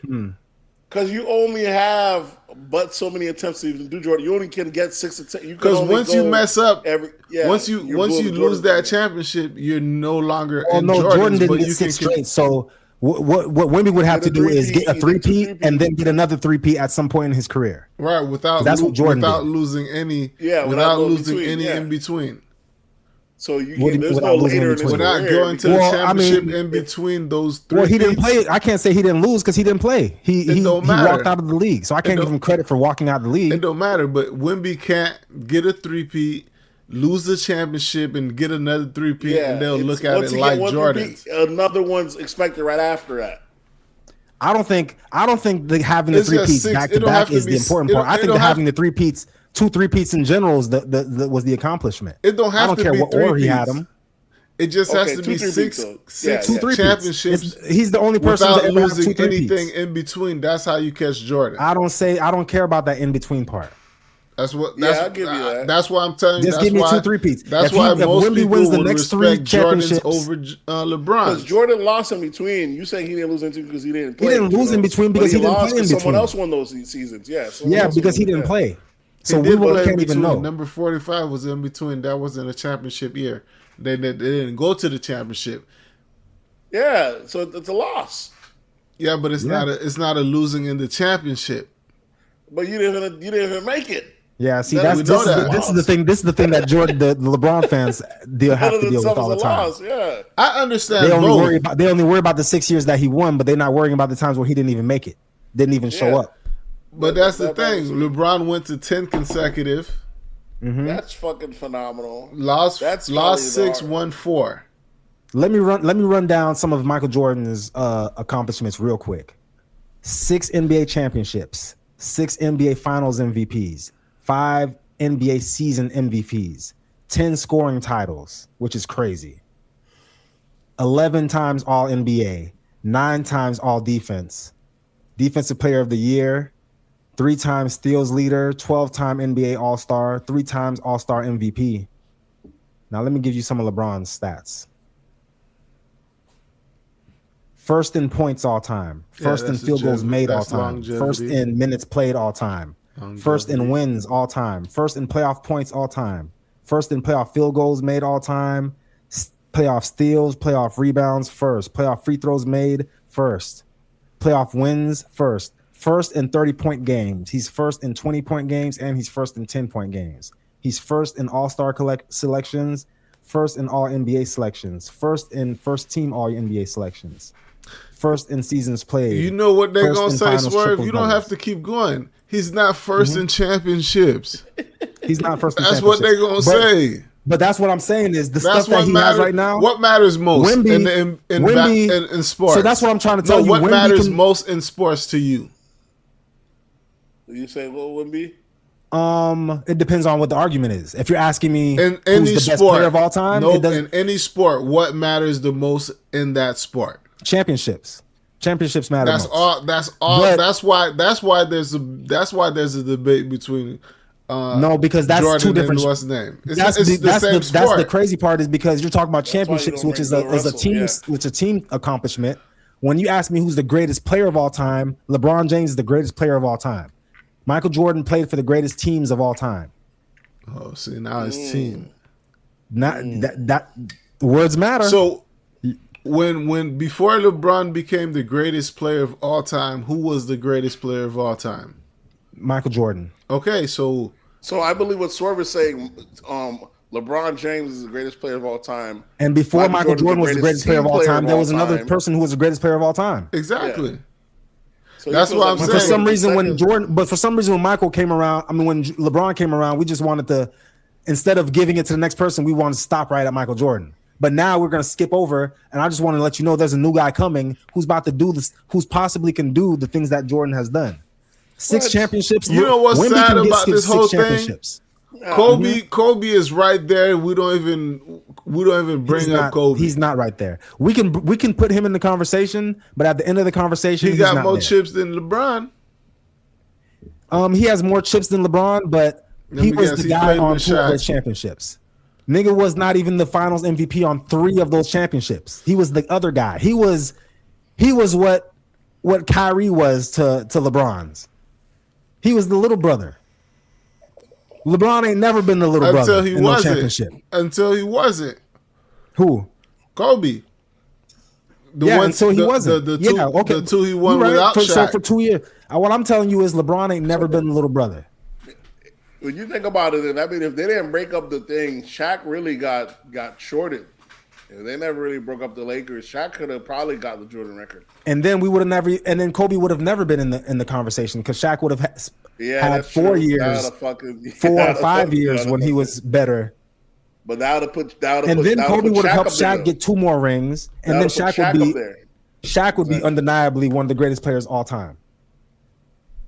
If he would have got 6 rings. But they say Shaq's the best big man of all time. They say he's the most dominant. They say he's the most dominant big man of all time. The best big man of all time. We're probably watching him play right now. Who that? Joker. Oh, okay. Joker's season right now. Joker right now is leading the first time ever in NBA history that a player leads the league in assists and leads the league in rebounds. Is this nigga really that good? He's doing what point guards and what centers do at the same time. It's just he's so big. That's pause. It just looks awkward when he does it. So that's why his game is not like modeled after. You think if we gave, because Shaq before was the greatest center of all time. You think if we gave Shaq the ball as many times as we give Joker the ball and he would just make all these things happen, he would make all these assists happen? No, he wouldn't. He's not as. He don't have the vision. He don't have the talent that Joker has. Yeah, he don't have the talent. Yeah. But when you say who's the most dominant center of all time, it's Shaq. Yeah, it's by brute force. Just like if you say who's the greatest power forward of all time, who are you going to say?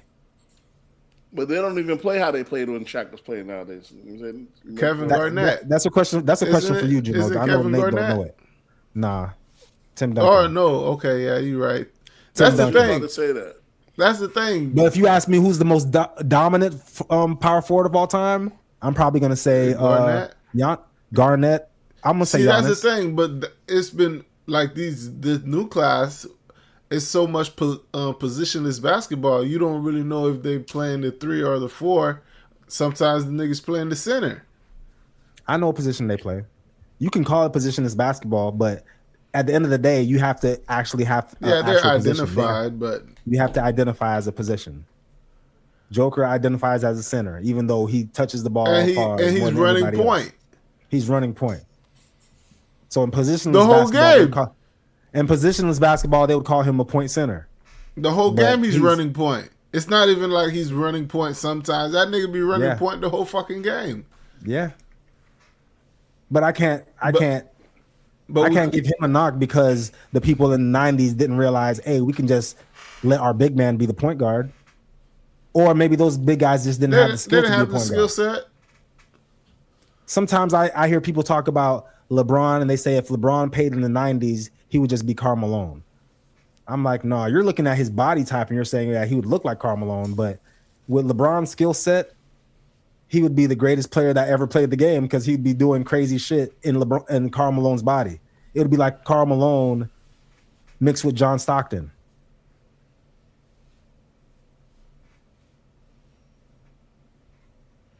All I'm saying is that if Wemby just has to stay healthy for 12 years and he can do everything that Jordan did, it's possible for him to run 6 championships straight. Y'all think it's a game, but I guarantee you. I don't think he's I don't think he's gonna do it either. I don't think he's gonna be able to stay healthy that long because I think he would need to like bulk up. Like how Giannis had to bulk up. Mm-hmm. He's gonna have to go through that. Well, you already see a size difference in him pause from his first year to now. But I think 12 years is a lot for him. Because for normal greats are making it to 18, 19, 20 years. That's one of the things people never talk about, how the players come in the league one size and they end up gaining a couple inches and weight. It's called growth, Nate. Niggas going into the league at like 22 years old, 21 years old. You're supposed to supposedly stop growing at 18. No, you're not. No, you're not. No way. It's 25. Height? Yes. Nah, maybe you're talking about women. Height? I don't think you're still growing at a young age like that. Yes, you are. Some people do, bro. It's 25. Some people, I've looked at it's basketball players. I'm thinking sure they're taking HGH because that's the only thing I can think about. They don't work in any other sports. It's only basketball players. Do they get a draft? Look at the height they are when they get drafted, and look at the height they are when they go to the pros. These niggas are getting 2 inches and shit like that. It don't happen in other sports. Swerve, when you get drafted, where do you go? You talking about like you go to college? Or go to combine? When you go to combine, you talking about? Or? No, when you get drafted, you go to the pros, Nate. Yeah, what are you talking about?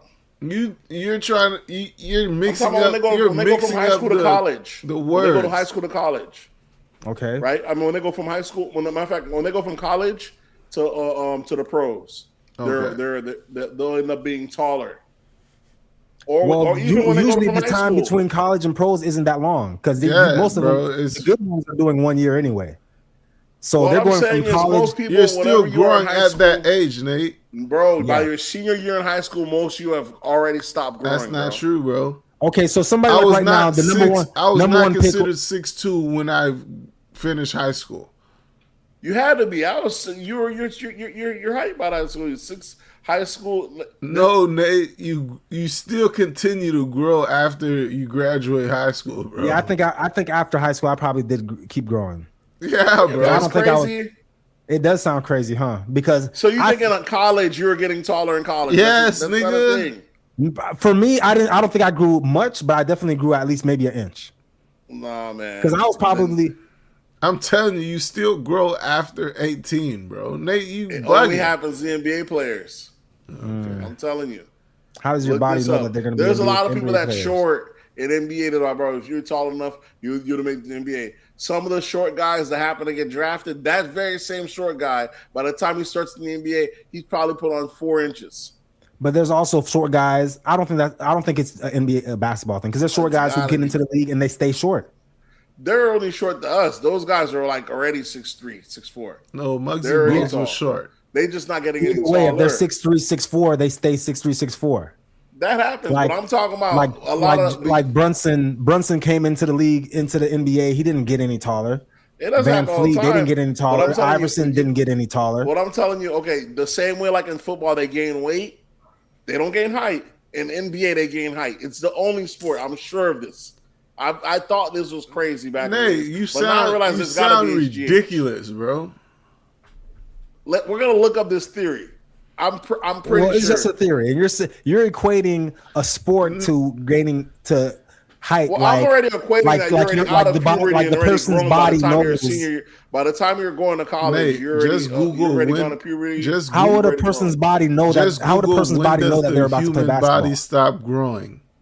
Oh, you said how would your body know? I don't think your body do know. That's what I'm saying. Maybe they're taking HGH, human growth hormones. Nate's just a hater, bro. Yeah, nigga hate. I think I'm curious how they do it. Because some people grow and some people don't. You stop growing after high school, so you assume everybody else did. Only some people are pro basketball players. It ain't for everybody. This big nigga shit ain't for everybody. So it's either one or two things. You was meant to be a little nigga. I think the body does know what it needs. So I feel like if you're an athlete and you're working out every day, this, that, and the third, and you're going to sleep, this, that, and the third, I feel like maybe your body signals is growing in something you're doing every day. It's kind of like I need height, I need height, I need height. Nate, all that working out, your body would say, I need 6 packs, I need 8 packs. All that working out, you doing that, your body ain't catch on yet? I'm not a professional athlete. My body don't know. But hearing stories about, you know what it is? I'm a professional athlete, but my body don't know it's a professional athlete. Yeah, that's what it is. Those guys' body know they're professional athletes, and it's compensating for it. It's making them taller. Other people, your body don't know you weren't really meant to be it. Those basketball players, that's how they get that height. Their body's still going active. Hey, don't say this shit in public, bro. Bro, we're gonna look this up by the time next episode. I'm telling you, look up NFL players and look up NBA players, and we're gonna see the height and size where they go from when they get drafted and when they get from high school to college. Or from college to what's name and see if their heights. Also in NFL, they spend 4 years in college, so you wouldn't be able to see the difference. By the time they get into the NFL, they're already their size. They're not getting any. I don't know about their size. We're looking height. Your height. Yeah, I'm talking about height. Yeah. In NFL, they're getting into the league at the age of 24, 25. Humans don't stop they don't just stop growing after 18, bro.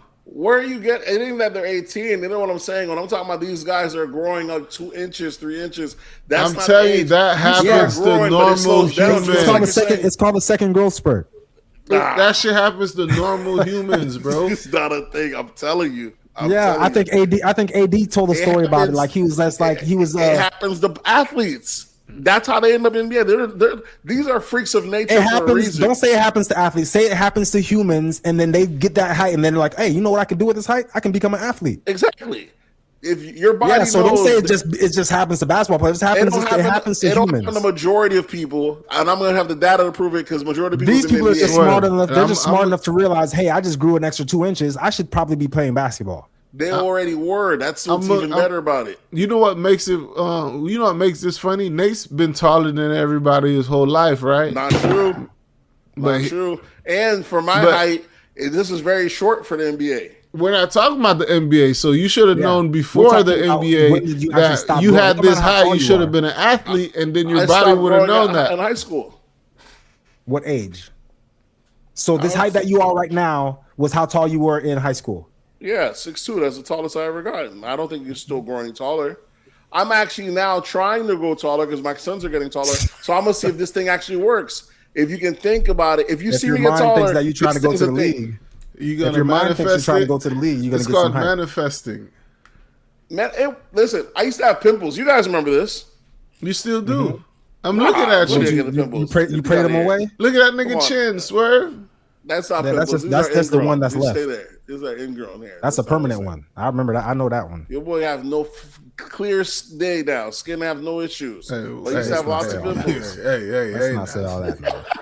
I was gonna let you. I was gonna let you have it for a little bit, but now this can talk about. I'm just saying, no issues. If you put your mind to it, I feel like there's certain stuff that your body can signal to your body, that it can do. You know what I'm saying? Mm. So maybe that nigga had his mind off of his body being 20 pounds less for the past 40 years. That ain't working. That's not true.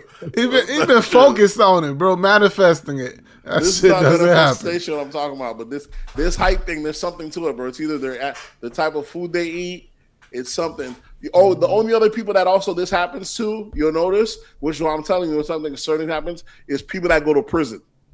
You might have a friend that go to prison at a younger age, like past already 18, and when they get out, they might be 2 inches taller. But I feel like maybe that's because of the prison environment, because they have to survive this, that, and third. Their body testosterone. There's something to it. It might be a testosterone thing. Listen, you know what also happens in that prison environment? Your hands form claws like Wolverine out of necessity for defense. You know, your body knows it needs that self-defense, so it just grows some shanks. Yeah, man. I'm telling you, there's something to it, bro. Nate, you got any recommendations for this week? My recommendation for this week is going to be, Mall on Disney. The Mall. Shadow Warrior. I saw that. That's the Star Wars series. Phenomenal. Anytime they do anything with Mall and Star Wars, it's fire, but this is an animated series? Yeah. Star Wars, Clone Wars, the whole reason Star Wars was still going because the anime. But I never got into the Clone Wars thing. But listen, when they come to Star Wars, Clone Wars is up there, probably top 3 best things they got up there. What about you, Swerve? You got any recommendations? Recommendation: one of my favorite R&B albums of all time by a guy named Daniel Caesar. The album came out in 2017. I think he got like kind of like not Me Too'd or like canceled or something during like COVID time or something. I forget exactly what happened with him, but something happened. Some off-coloring jokes, you know. Yeah. It's probably a perv. Besides that, he had an album called Freudian, one of the best R&B albums I've heard in my life. Freudian. Y'all go check it out. Let me see. I have a recommendation. Shit, bro, I can't remember. It's a TV series about like black kids going to like a boarding school. What is that? You know what I'm talking about, Nate? It's like called Borders or something. No. You said about black kids? Black kids, Africans? Yeah, a bunch of black kids that get like a scholarship to go to like this private school and shit like that. Okay, I'll give it to y'all next week. Pause. But it's somewhere on Netflix or somewhere. I can't even remember because I watch that shit through the app. Yeah, through that app. So I don't know what network it's on. But I'll get to that. But folks, y'all know what to do. Hit us up on That's the Sir Pod on Instagram, That's the Sir Pod on Twitter, That's the Sir Podcast on Facebook, and you can always drop an email at That's the Sir Podcast @gmail.com. And you know the voice line is always open. All you got to do is look through the show notes, click on Leave Message here, and we'll get you featured on the pod and all that. And maybe we'll be here next week. Maybe we won't be. DM Nate and ask him if he's going to show up at 7:30 to record this podcast. If not, God's plan, we won't be here. But with that being said, we are out. Oh yeah.